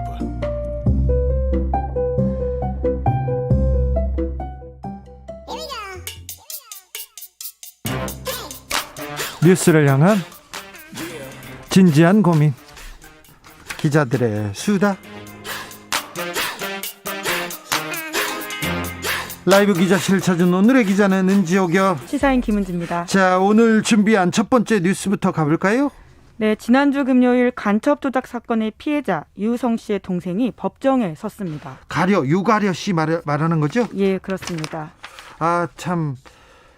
아주 오래전에 유가려 씨를 만났었는데 그 애띤 얼굴에 너무 겁을 많이 먹어가지고 그 마음을 졸이던 게 아직도 생각이 나는데 이 사건이 안 끝나고 아직도 재판 중이라고요? 네, 그러니까 많은 분들이 굉장히 의아할 겁니다. 왜냐하면 이미 유성 씨가 최종적으로 무죄 선고를 받아서 끝난 게 아니냐라고 여기실 텐데요. 민사소송까지 해가지고 배상소송이 끝났는데요. 그렇죠. 이제 그렇지가 않습니다. 네? 탈북자들은 남한에 제일 처음 들어오면 조사를 받게 되는데요. 네. 과거에는 합동신문센터 이라는 곳에서 받았고 지금은 이름이 북한이탈 주민보호센터로 그렇죠. 바뀌었습니다. 국정원에서 와가지고 조사하죠. 그렇죠. 이게 합동이라고는 하지만 실질적으로 주인공은 국정원인 곳인데요. 네. 이곳에서 탈북자 인권 침해가 많이 일어났다라는 비판을 의식해서 바꿨는데 이름을. 네.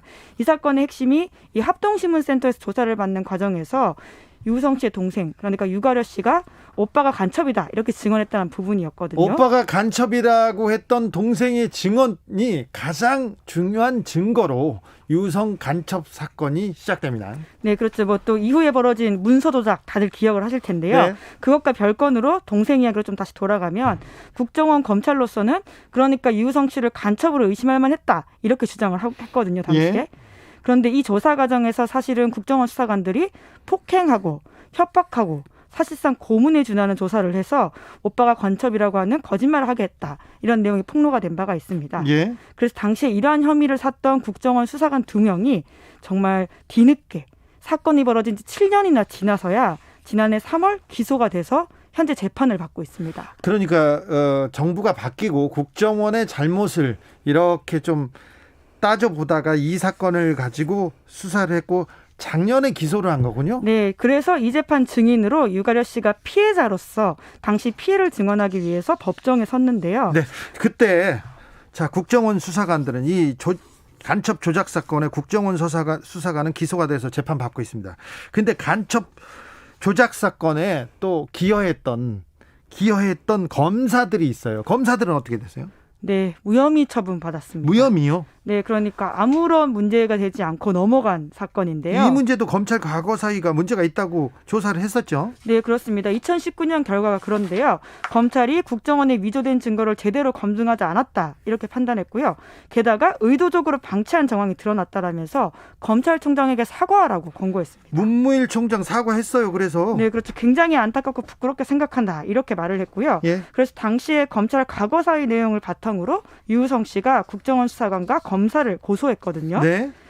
예, 그래서 이제 이 수사가 잘 이루어질 거라는 취지로 문무일 총장이 이야기하기도 했었는데 네. 결과적으로는 검찰은 제 식구만 감싸고 국정원만 기소했습니다. 국정원만 기소하고 국정원 직원들만 기소하고 검사들은 봐줬다고요? 네, 그렇죠. 남았을때님이 아직도요, 이정민 아직도 재판 중이라고요? 남았을때님께서는 검사들은 조작 아니면 수사를 못합니까? 이렇게 얘기했습니다. 근데 검사들 유성 담당 검사가 있었죠? 네, 이시원 이문성 검사였는데 네. 그러니까 결과적으로 무능하다, 나는 무능했다 이렇게 고백하면서 이 사건을 피해갔습니다. 왜냐하면 그 당시에 2심 과정에서 밝혀졌던 유성 씨의 출입경 기록, 아까 말씀드렸던 외교 문서까지도 조작해서 국정원이 냈었는데요. 네. 이것도 우리는 몰랐다. 변호사가 법정에서 지적할 때까지 몰랐다라고 하면서 그냥 오로지 무능했다라는 것만 강조하는 전략을 취했거든요. 우린 몰랐어요. 우리는 속았어요. 이렇게만 얘기한다면. 네, 그런데 그게 정말 무책임한 이야기인 게 결과적으로 지금도 검찰의 수사권, 기소권 이야기가 같이 나오고 있지 않습니까? 네.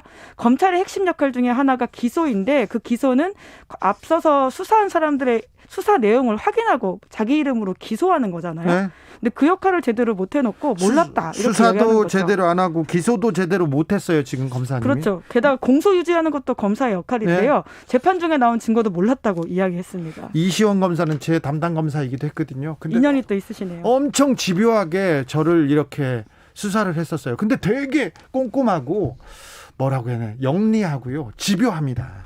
그런데 몰랐다고요? 이 사건만큼은 몰랐다라고 일관을 하면서 문제는 뭐냐면 검사들도 그 내용들을 그대로 받아들여서 무혐의해줬다라고 하는 거죠. 사실 보통의 피의자들이 몰랐다는 이야기 정말 많이 하잖아요. 몰랐다면 당신 바보야? 당신 이럴 거야? 그럴 거야? 그러면서 위협합니다. 네, 굉장히 압박적인 수사를 할 뿐만이 아니라 실제적인 강제적인 권한이 있습니다. 자, 재판에서 유우성 씨의 동생 가려 씨는 어떤 증언을 했습니까? 네, 제가 지난주 금요일에 열렸던 재판을 좀 참석해가지고 내용을 봤는데요.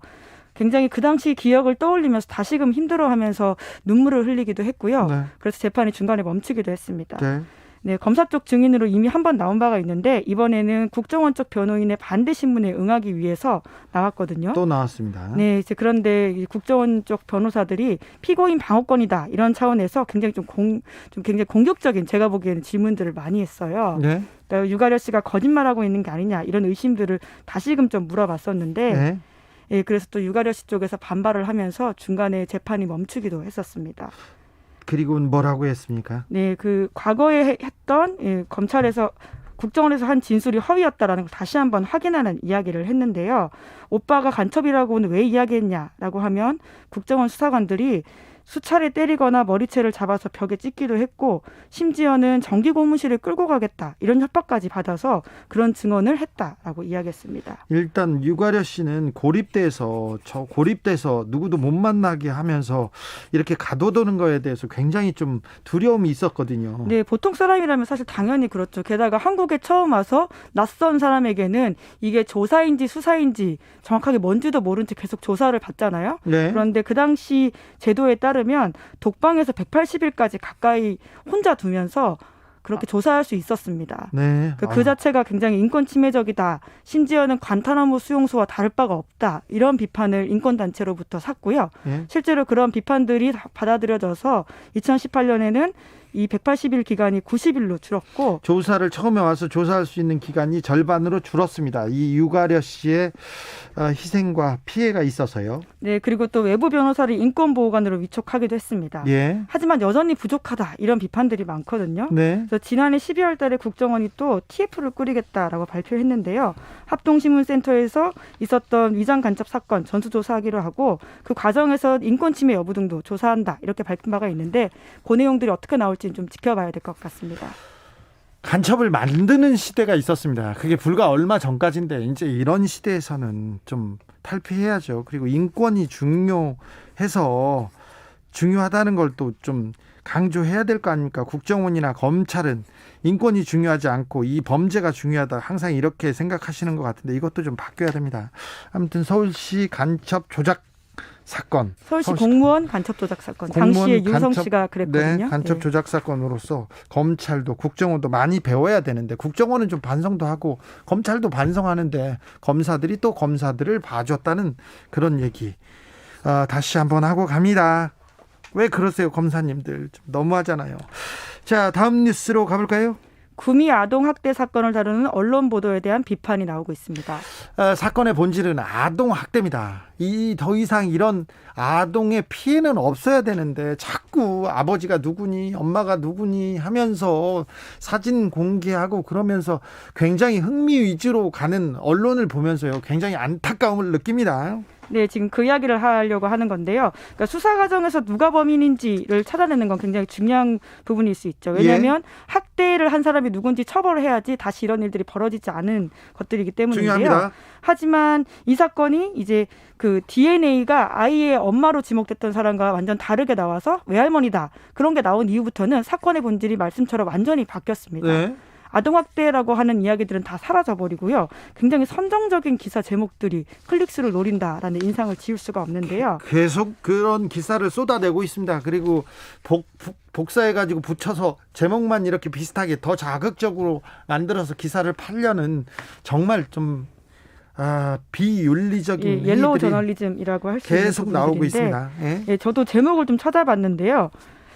뭐 이 제목을 읽는 게 좀 적절한지는 잘 모르겠는데, 근데 부적절한 제목들을 MBN, 국민일보, 조선일보, 부산일보, 매일신문 굉장히 많습니다. 제목이 뭐예요? 한두 개만 읽어주세요. 구미 보람이 친부 찾아 택배 기사까지 100여 명 DNA 검사. 그러니까요. 주변에 있는 사람들 다 데려다 DNA 검사해가지고 아버지가 누구냐 찾는다는 거 아니에요? 네, 그러니까 어머니로 지목된 그 외할머니의 내연 관계에 굉장히 집중하면서 마치 막장 드라마 제목 같은 이야기들을 하면서 흥미를 끌고 있는 거죠. 택배 기사까지? 근데 이런 기사 제목을 버젓하게 중견 언론사들이 다 달았더라고요. 네, 그렇죠. 우선은 굉장히 사건 자체도 어떤 면에서는 선정적이긴 하지만 언론사들까지 이런 풍토를 조장하는 데 따라갈 필요가 있느냐라는 질문을 할 수밖에 없습니다. 피해 아동의 얼굴을 공개한 것도 큰 논쟁이 됐습니다. 네, MBC 실화탐사대라는 프로그램이 있는데요. 여기서 3월 10일 구미 3세 여아 사건 제보 기다립니다 라는 영상을 올렸습니다. 그러면서 아이의 생전 얼굴을 공개했는데요. 이후에 또 연합뉴스에서 해당 영상을 인용 보도하면서 다수의 매체가 아이의 얼굴을 공개했습니다. 신문 막 일면에다 낸 신문사들도 있더라고요. 네, 근데 또 그런 제목이 하나같이 또 예쁜데 이렇게 예쁜 아이를 뭐 이런 식이었어요. 그렇죠. 또 아이의 외모를 강조하는 식의 제목을 달면서 문제가 된다라는 비판들이 있었는데요. 네. 스포츠 경향은 구미 3세 여아 생전 모습 공개, 누리꾼 분노. 한국경제TV는 이렇게 예쁜 아기를, 숨진 구미 3세 여아 얼굴 공개, 이런 제목을 달았습니다. 네. 그러니까 또다시 사건의 본질을 흐리게 하는, 자칫 아이의 외모를 평가하는 듯한 인식을 줄 수 있는 제목이기 때문에 비판을 받고 있습니다. 네, 이런 건 좀 안 되는 것 같아요. 좀 아닌 것 같아요. 게다가 또 아이 얼굴 공개가 결과적으로 언론사의 상업적 이익에만 부여하는 게 아니냐, 이런 비판도 있는데요. 네. 물론 반대 의견도 있습니다. 피해 아동을 기억하고 수사 진척을 위해서 얼굴 공개 필요하다라는 의견도 있는데요. 네, 왜냐하면 이 사단법인 대한아동학대방지협회 운영진이 이런 아이의 얼굴을 공개적으로 올렸다라고 하는데요. 과거의 정은희 사건 예로 들면서 제보가 쏟아지고 또 행방조차 파악되고 있지 않은 또 다른 피해 아동을 위해서라도 이 얼굴 공개 불가피하지 않냐, 이런 의견도 밝히고 있긴 합니다. 아무튼 이 얼굴 공개를 하면서 이렇게 또 이걸로 장사로 이어가는 건 굉장히 잘못된 것 같아요. 저도 중학교 때 선생님이 꼭 말썽 부리면 넌 그러게 생겼다고 막 저한테 얼굴 가지고 막 그러셨어요.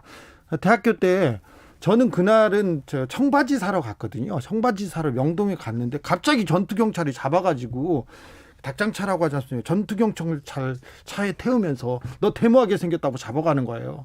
그날은 데모하러 안 갔거든요. 정말 억울했습니다.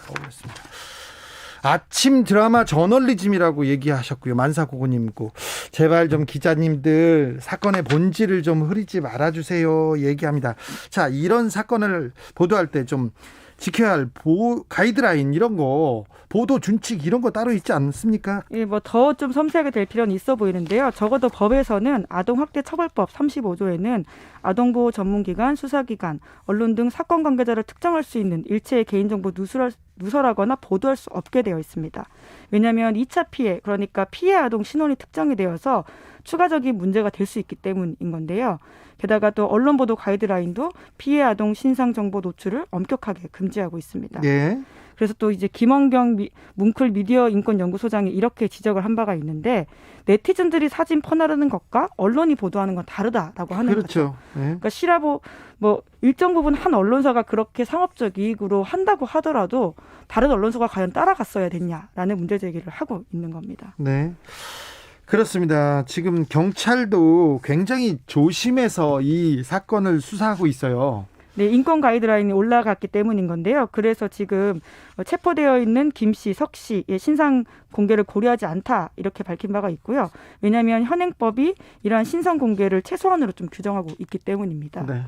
사실 지금까지 너무나 윤리, 그다음 인권 뒷전에 두고 보도를 했었는데 이런 기회에 조금씩 배우고 나아져야 되는 것 같습니다. 아무튼 피해 아동 학대 부분을 조금 다시는 이런 아동 학대 사건이 벌어지면 안 된다는 쪽으로 이렇게 언론 보도에 중심을 좀 이동했으면 하는 바람이 있습니다. 마지막으로 만나볼 뉴스는 어떤 내용이죠? 네, 지난 주말 미국 전역에서 아시아인 혐오를 멈추라는 시위가 있었습니다. 네, 아틀란타에서 충격적인 사건이 벌어졌습니다. 네, 미국 현지 시간으로 3월 16일 연쇄 총격이 있었는데 한국인 4명을 포함해서 아시아계 6명, 모두 8명이 숨진 사건이었습니다. 네. 그래서 지난 주말 사이에 굉장히 많은 시위가 있었다라고 하는데요. 여기에 또 한국계 미국 배우인 샌드라 오가 깜짝 동참해서 눈길을 끌기도 했습니다. 네. 그리고 또 한국계 미국 배우 데니얼 킴은 지난 18일에 미국 의회에서 열린 청문회 증인으로까지 나왔습니다. 여동생이 피해를 봤다고 하더라고요. 네, 2015년에 증오범죄 피해봤다 이렇게 이야기했는데요. 그때도 그런데 증오범죄로 미국 경찰이 제대로 수사하지 않았다라는 지적을 했습니다. 네. 이번에도 아틀란타 경찰이 증오범죄가 분명한데 이거 인종차별, 증오범죄가 확실한데 이 부분에 대해서 계속 선을 긋고 있어요. 네, 그러니까 피의자의 통신 기록이나 게시글에서 증오범죄를 입증할 만한 다른 증거 못 찾았다 이렇게 이야기하고 있다고 하는데요. 미국 내에서도 비판이 많습니다. 심지어 경찰은 이 피해자의 서사에 굉장히 집중하는 듯한 태도를 보여줘서 비난을 사고 있는데요. 피해자가 그날 지쳤고 막다른 지경에 있었다. 정말 그에게 나쁜 날이었다. 또 피의자가 성중독자다 이런 이야기를 하면서 마치 그 범죄를 옹호하는 듯한 뉘앙스를 풍겨서 비판을 사고 있습니다. 네, 이 경찰은 바뀌었죠. 네, 그러니까 그 미국 내에서도 비판이 나오고 있는데 조지아주 상원 의원은 이렇게 이야기했습니다. 피의자에게 나쁜 날이었는 건지 어떤 건지는 관심이 없다. 그렇죠. 가해자에게 서사를 부여하지 말라 이렇게 경고한 거죠. 네, 그러니까요. 기분 나빴어. 그래, 알았어. 기분 나쁘다고 사람을 죽입니까? 그걸 또 당연하게 들어야 됩니까? 자, 코로나 이후에 아시아를 향한 혐오범죄, 아시아계에 대한 혐오범죄 늘었다는 분석이 있습니다. 그런 뉴스 계속 보고 있습니다.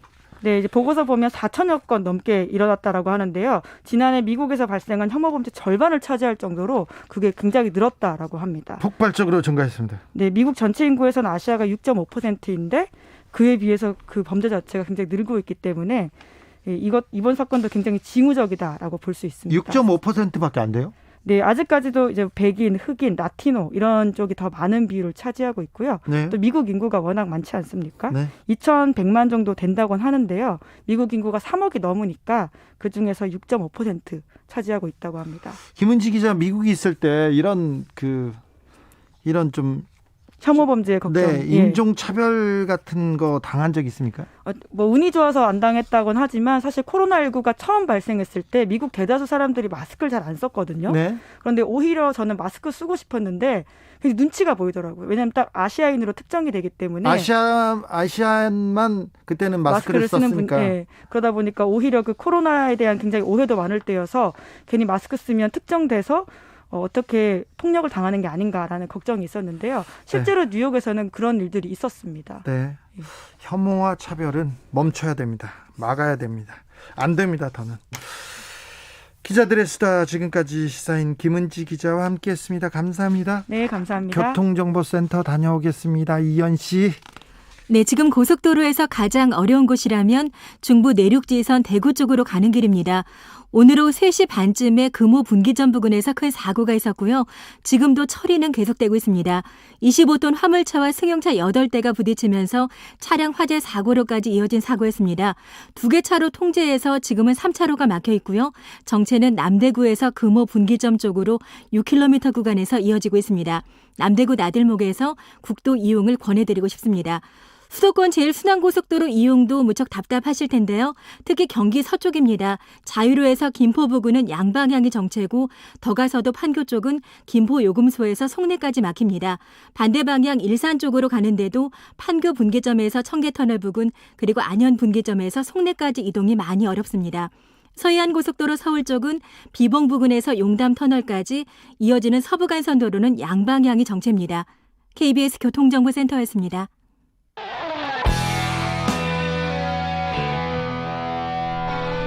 스치기만 해도 똑똑해진다.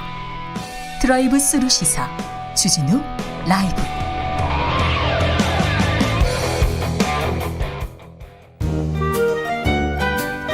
인생이 먼저다. 함께 잘 먹고 잘 사는 법 찾아보겠습니다. 인생과 통하였느냐 생생민생 통. 안진아 선남 인생생각 안진걸 민생경제연구소장 어서 오세요. 네, 안녕하십니까. 한 주 동안 얼마나 또 바쁘셨어요? 예, 아주 바빴는데요. 지난주 금요일날 매우 보람찬 일이 있었는데요. 네. 택배기사님들 응원하는 달력을 만들었던 네. 우리 대전역 학생들이 네. 서울로 직접 올라와가지고 네. 그 달력을 처음에 이분들이 100개를 만들었어요. 네. 근데 시민들이 모금을 해줘가지고 예. 그 달력이 6,000개가 된 거예요. 아. 그 6,000개를 가지고 정세균 국무총리한테 100개, 예. 박홍근, 장철민 민주당 의원한테 각각 50개씩 전달한 거예요. 네. 이제 정책 당국자들한테 과로사 근절 대책을 더 확실히 세워달라. 네. 최근에도 쿠팡에서 2명, 로젠택배에서 1명 추정되는 과로사 있지 않았느냐 하면서 더 제대로 신경을 써달라고 요구하니까 예. 이 국무총리나 민주당 의원들이 정말 그렇게 하겠다고 네. 정말 이렇게 다짐을 했고요. 달력 그리고, 좋은 생각인 것 같아요. 그리고 그 6,000개 달력을 가지고 택배 노조 사무실까지 간 거예요. 예. 근데 택배 기사님들이 여러분이 이제 맞이를 해주셨는데 자기들 그동안 고생했던 것 중에 가장 보람찬 날이었다고. 네. 너무 힘이 됐다고. 고등학생들이, 그런 아주 감동적인 미담이 있었습니다. 네, 고등학생들이 그래서, 진짜 기특하네요. 예, 그래서 제가 이제 마지막에 남산까지 안내드리고 네.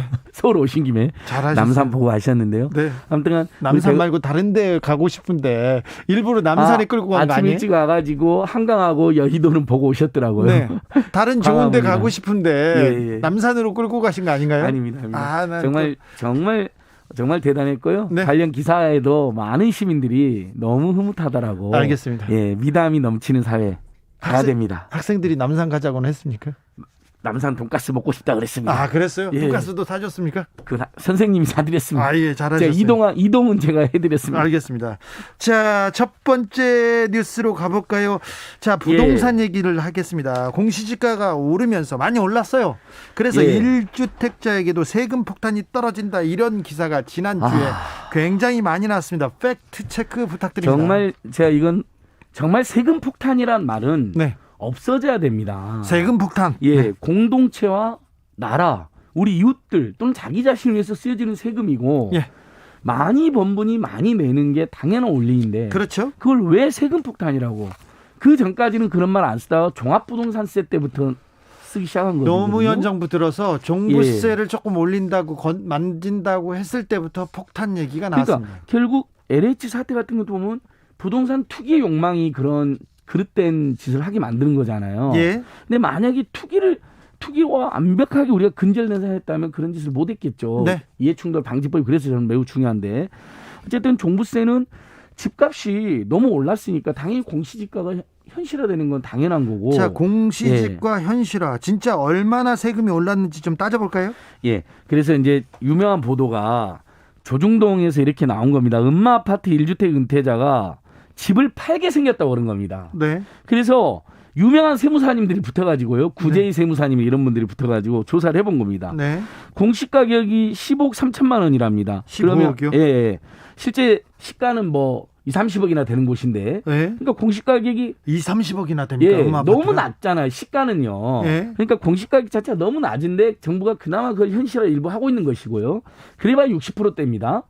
시가에 비해서. 그다음에 집값이 올라갔기 때문에 당연히 공시지가도 일부 반영이 됐겠죠. 반영돼야죠. 그래서 공제가 9억을 빼면요. 거기에다 또 공정시장 가격 적용을 해서 90%나 95%를 깎아주 그렇게 계산해가지고 일부 또 할인이 됩니다. 네. 그래서 다가구가 아니라 1주택 세율이니까 공시가격에 공제 9억을 뺀 1주택 세율 0.8%를 해보니까요. 이분이 내는 종부세는 작년에 48만 원이었고 올해 공시 가격만 1억 5천만 원이 올랐어요. 시가는 훨씬 올랐겠죠. 네. 그러니까 이분은 지금 만약에 팔고 나간 다음에 예를 들면 1억 5천만 원의 시세 차익이 더 생기는 거예요. 1년 만에. 예. 근데 종부세는 66만 원에서 약 17만 원 늘어났습니다. 40만 원대에서 60만 원대로 17만 원 정도 올랐다고요? 48만 원에서 66만 원, 약 17만 원 는 건데. 네. 자, 그럼 한 달로 나누면 한 달에 만 얼마 내는 거잖아요. 이게 팩트입니다. 네. 이건 세무사님들이 꼼꼼하게 팩트를 해준 겁니다. 네. 근데 조중동이나 일부 경제신문에서 이 예를 들어서 음마아파트 주민께서 집을 팔고 나가야 된다. 네. 이렇게까지 과장을 한 겁니다. 집 두 채 예. 있는 사람들한테는 세금이 많이 올랐습니까? 그분들에게는 세율이 더 올라간 거 맞죠? 그거 올라가야죠. 근데 다주택자들은 세금을 더 내는 게 사회 정의에 맞고 조세 정의도 맞고요. 그게 그래서 이것도 확정된 세금도 아니에요. 정확히 6월 1일 날 소유를 기준으로 하거든요. 네. 그러면 다주택자들이 지금 자기들이 생각에 세금 폭탄이 나온다 그러면 집을 내놓으시면 됩니다. 파시면 돼요. 네. 그래서 일가구 1주택을 하시면 되잖아요. 투기 목적으로 2주택이나 3주택 사시는 분들, 4주택, 5주택 갖고 있는 분들이 이거 너무 부담된다. 빨리 내놔라는 게 종부세의 목적이기도 합니다. 그게 사회정의도 맞고. 왜 근데 언론은 그렇게 지금 여러 채 있는 사람들 부자 편만 드는지 이해가 좀 안 돼요. 근본적으로 한국 언론은 그래서 잘못된 것입니다. 네. 서민 중산층 빈민의 편에서 해야죠. 언론이라 하면 모름지기. 네. 방송 관련 법령에도 사회경제 약자들의 목소리를 대변을 해놨거든요. 근데 오히려 본인들이 투기꾼 그다음에 사회경제 강자들만 대변하고 있는 꼴입니다. 지금. 네. 우혜진님께서 세금은 폭탄인데 집값 오르는 건 폭탄이라고 절대 표현 안 합니다. 언론이 얘기합니다. 집값이 훨씬 더 많이 올랐고 세금이 따라서 조금 올랐습니다. 예. 은숙님께서는 예. 그 아파트 놔주세요. 제가 세금 낼 테니까 그런 얘기합니다. 자, 팩트체크 하나 드립니다. 시세 17억짜리 아파트 서울에서 공시가격 10억쯤 됩니다. 네. 그 60세 집주인을 가정해 보면요. 재산세는 원래 이제 370만 원 나오니까 빼놓고요. 종합부동산세가 49만 원 나옵니다. 근데 지금 우리가 60대 이상, 그다음에 장기 보유하고 있으면 최대 80%를 감면해 주니까요. 만약에 은퇴한 고령의 1주택자다 하더라도 지금 49만 원 나온다 종부세가요. 네. 근데 경우에 따라서는 80%까지 깎아주니까 실제로는 몇만 원밖에 안 나오는 겁니다. 네. 그다음에 또 하나 팩트 체크해드립니다. 이건 실제 올라온 사례입니다. 자기가 주택이 10억 5천만 원이다. 시가가. 근데 공시가격 9억 정도 된대요. 그래서 네. 계산해봤대요. 종부세 올해 얼마나 나올 것인지. 8,500원 나온다고 본인이 직접 올렸습니다. 1년 종부세가 8,500만 원. 아니 죄송합니다. 8,500원. 네. 그러니까 세 가지 지금 팩트를 말씀해드렸는데 자 집값이 오르고 그다음에 공시가격을 현실화하고 있고 그래서 예전보다 종부세를 낸 사람이 늘어난 건 맞아요. 작년에 31만 명이 냈는데 올해 지금 확정된 건 아닙니다. 6월 1일 전에 일부 다주택자들이 집값을 팔고 그다음에 집값이 떨어지고 그러면 종부세를 내는 사람이 52만 명이 안 될 수도 있는데 예상컨대 올해 52만 명이요. 그러면 자 전체 국민이 5,100만이 넘죠. 전체 국민 하면 1%입니다. 근데 이게 이제 가구에서 세대주가 내는 거니까 그 집에 3명이 산다고 쳐도 150만이니까 전체 국민 중에 3%가 안 내는 세금인데 이걸 가지고 세금 폭탄이라고 난리를 피우고 그다음에 공시가격이 현실화돼서 재산세가 많이 올라갔다 그러는데 제가 조사를 해보니까요. 오히려 지금 공시가격 6억, 그러니까 시가로는 뭐 9억, 10억씩 하는 집들입니다. 공시가격 6억 미만의 6억 이하의 집들은요. 재산세를 정부에서 0.05%를 깎아줬습니다. 올해부터. 네. 0.05%요? 그래서 예를 아주 쉽게 예를 들게요. 현재 공시가격 4억짜리 아파트 실제 실거래가는 7, 8억 할 겁니다. 6, 7억에서요. 네. 연 10만 원의 재산세가 줄어듭니다. 네. 자, 이게 전국적으로 92%입니다. 그래요? 공시가 6억 이하의 집에 사는 국민들이 전국적으로 92%. 그러니까 6억 서울도 이하의 71%나 됩니다. 그래요? 그러니까 이분들은 오히려 자, 많이 깎아졌네요. 예, 국민의힘이나 만약에 조중동 이분들이 지금 세금 폭탄을 공격할 게 아니라 오히려 이렇게 이야기해도 아니 전국적으로 92%, 서울에서 72% 국민들은 세금이 줄어드는구나. 왜 선거 앞두고 이런 짓을 하느냐 하면서 서민감세를 공격을 해야 되는 거예요. 네. 팩트 체크를 제대로 하면요. 그런 기사는 안 나옵니다. 근데 그런 기사 안 나오잖아. 왜? 이건 재산세 감면 그래도 공시가격 6억 이하에서 성실하게 살고 있는 1가구 1주택자들에게 감면해 주는 거니까 좋은 정책이니까 이건 숨기고 있는 거죠. 송대현님께서 1년에 17만 원이요? 새차 자동차세도 대형 승용차 기준으로 40만 원 넘습니다. 40만 원이. 네. 아니 제가 제 자동차세 항상 이야기 이것도 재산세 일종인데 자동차세 100만 원 나오는 분들 수두룩이에요. 그 어마어마한 집 가지고 있는 분들은 100만 원도 안 나오는데 그 100만 원 마저도 자동차세 3월 안에 통합해서 내면 75,300원이나 할인된다고 제가 맨날 말씀드렸잖아요. 알겠습니다. 자동차세보다 작은 게 지금의 종부세의 진실입니다. 그러니까 자동차보다 집을 가지고 있는 사람이 세금을 적게 낸다는 게 좀 그러니까요. 놀랄 만한 일입니다. 자동차세는 가지고 있는 분 모두 내지만 종부세는 올해 최대로 잡아봐야 3%밖에 내지 않는다. 전 국민 중에. 자, 소장님, 네. 이거 궁금해요. 아파트 가격이 조금 안정되고 있습니까? 하락한다는 뉴스가 나오기 시작했습니다. 예, 맞습니다. 이것도 아주 반가운 뉴스죠. 아무래도 이사 대책이 있었잖아요. 네. 그러면 이제 신도시를 중심으로 거의 뭐 8, 90만 원 가까이 이제 공급이 된다고 하니까 지금 집을 사려고 하는 분들도 조금 기다리겠죠. 네. 그럼 이제 매수가 좀 줄어들게 되는 겁니다. 네. 매도하려고 하는 사람에 비해서 이제 시장 원리에 대해서 떨어진 면도 있고요. 예. 그다음에 종부세가 계속 어쨌든 공시가격도 현실화되고 종부세도 지금 6월 1일 기준으로 네. 많이 올라가게 되잖아요. 예. 연말에 내지만. 근데 네. 6월 1일 전에 처분해야 되거든요. 네. 그래서 다주택자들의 매물, 법인 매물 작년부터 나오기 시작했고요. 늘어나기 시작했고 다주택자들의 매물이 지금 나오고 있다고 봐야 됩니다. 뭐 우르르 쏟아지는 정도는 아니라는 게 전문가들의 평이지만 어쨌든 전체적으로 집값 하향 안정화의 신호. 그다음에 다주택자들이 이거 종부세 정말 최대 세율이 이제 다주택자에게는 6%까지 내야 되거든요. 네. 부담되죠. 6%면. 그러니까 집을 내놓고 있는 분위기 이런 것들이 종합되면서 이제 매도 우위가 아니라 매수자 우위의 시장으로 지금 바뀌고 있다. 네. 그래서 지금 아파트 값 상승률이 2월 첫째 주에 0.1% 정도 오른 거로 한국부동산원 조사에 나왔습니다. 네. 그다음부터 계속 떨어져 0.09에서 최근엔 0.06%까지 상승폭이 둔화되고 있고요. 실제 시장에서 조사를 해보면 억소리 나게 떨어진다는 말이 지금 나오고 있거든요. 예. 1억 안팎이 떨어지고 있는 거예요. 지금 그러면 예. 부동산 가격 그러니까 작년에 10억 주고 샀던 아파트가 예를 들면 지금 9억 정도로 떨어져 있는 거예요. 지금 부동산이 좀 안정되고 있는 거네요. 이것은 신호가 확실히 왔습니다. 이것은 지금 이게 대세가 돼서 계속 떨어질 것인지에 대해서 논란이 있잖아요. 항상 부동산 시장은 정말 네. 정말 알기 어려운 시장이니까. 네. 그러나 분명한 것은 공급이 늘고 있고, 그러니까 공공 분양주택들도 늘고 있고, 공공 임대주택들도 늘고 있고, 네. 곳곳에서 그러니까 공급이 늘어나잖아요. 네. 거기에다가 신도시가 곧 개발된다. 그래서 이번 LH 사태 해법으로 신도시 개발을 백지화하자는 주장은 많은 시민사회단체들 중에 일부는 그런 경우는 있지만 저희들은 절대 그래서는 안 된다. 그걸 다시 백지화하고 민간 대기업에게 그걸 맡기면요. 예. 공급도 굉장히 늦어지게 되고 민간 대기업들은 더 많은 이윤을 붙이려고 그러겠죠. 그렇겠죠. 그럼 공급가도 올라가게 됩니다. 굉장히 네. 안 좋게 됩니다. 네. 신도시 공급은 LH 비리를 뿌리 뽑으면서 그다음에 LH 비리 못지않게 그동안 고위 정치인들 공무원들 했던 비리까지 같이 뿌리 뽑으면서 예정대로 진행이 돼야 됩니다. 네. 그래서 저렴한 공공주택이 더 공공분양이 늘어나잖아요.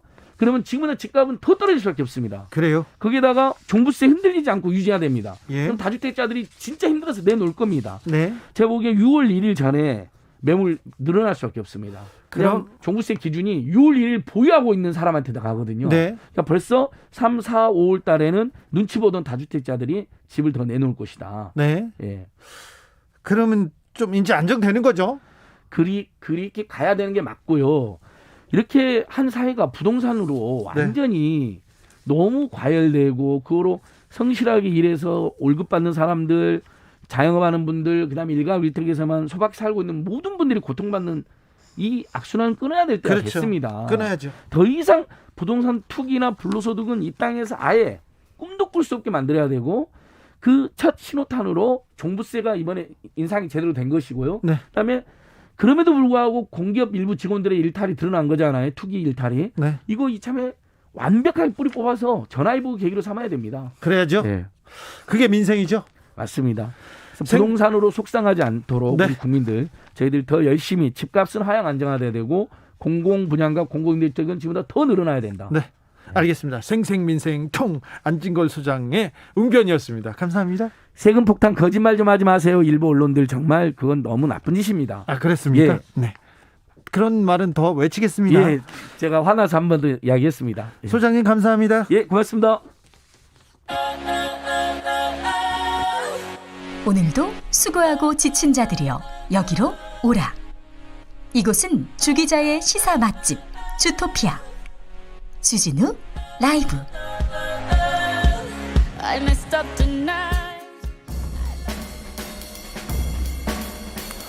느낌 가는 대로 그냥 고른 뉴스 여의도 주필. 서울시장 후보 박영선 오세훈 50억 원대, 안철수 1,551억 재산 등록. 머니투데이 기사입니다. 선거에 나온 여러 후보들이 재산 신고를 했습니다. 조금 몇 가지만 제가 살펴보겠습니다. 박영선 후보는 본인과 배우자 아들 재산으로 56억 6,900만 원 신고했는데요. 예금이 25억 원이 넘습니다. 배우자 명의로 셀트리온 등 주식 3,986만 원어치 주식을 갖고 있네요. 오세훈 후보로 가볼까요? 재산 신고액은 59억 3천만 원대인데요. 배우자 명의의 경기도 고양시 땅이 있습니다. 경기도 고양시에 내곡동에도 있고 고양시에도 땅이 있습니다. 그리고 오세훈 후보는 본인과 배우자의 예금 23억 9천만 원 있네요. 증권 있네요. 11억 9,950만 원어치 있네요. 그렇군요. 안철수 후보는 1,551억 원 신고했습니다. 주식이 많고요. 1,400억 원대의 주식이고요. 본인은 배우자와 본인의 예금은 114억 원대입니다. 114억 원의 예금이 있습니다. 본인은 집이 없는 전세 산다 했는데 노원구에서 지금 3억 3,500만 원짜리 전세 살고 있습니다. 허경영 후보도 이번에 서울시장에 나왔습니다. 국가혁명당인데요. 재산이 72억 6천만 원대입니다. 허경영 후보 사무실에 제가 가본 적이 있었는데 어떤 아주머니 할머니들이 봉투를 이렇게 가져오셨는데 할머니들보다 훨씬 부자실 건데 그렇게 또 돈을 준비해 오셨네요. 부산시장에 나온 김영춘 후보는요, 본인 배우자 어머니 장남 명의로 11억 2천만 원 신고했습니다. 박형준 후보는 44억 8천만 원 재산 신고했습니다. 본인 배우자 명의의 해운대 LCT 아파트가 있고요. 해운대 건물이 있네요. 그리고 부산 기장군에 근린시설도 있고요. 기장군에 대지, 임야, 도로 등에도 재산이 있습니다. 서울시장에 이번에 총 13명이 후보 등록을 했습니다.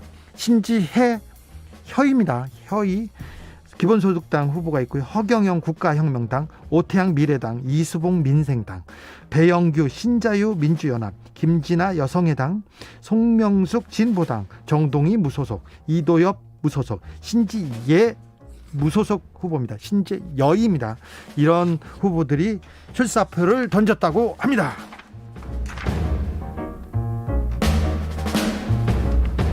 세계 멸종 위기 중 황새 올해도 왔다. 한겨레 기사인데요.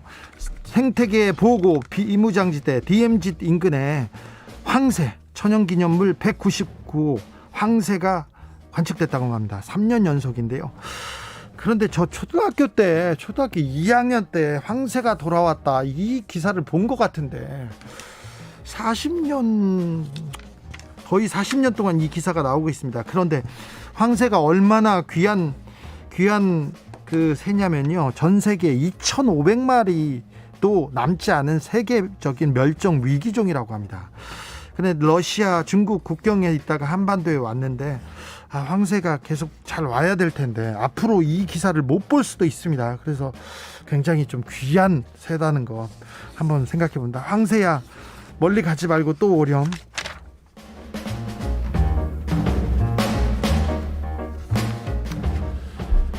올해도 여의도 벚꽃 구경 못한다. 추첨 당첨자만 관람 기회. 연합뉴스 기사입니다. 지난해에 이어 올해도 벚꽃 개화 시기가 지금 벚꽃이 피려고 합니다. 여의도에. 그런데 국회의사당 뒤편 여의서로 봄꽃길 1.7km 전면 통제한다고 영등포 구청에서 발표했습니다. 통제 구간이 서강대교 남단 국회의원 의원회관 사거리까지면서 4월 1일부터 12일까지 보행로 통제된다고 합니다. 2일부터 보행로 통제된답니다. 어렵죠? 복잡하죠? 오지 말라는 얘기예요.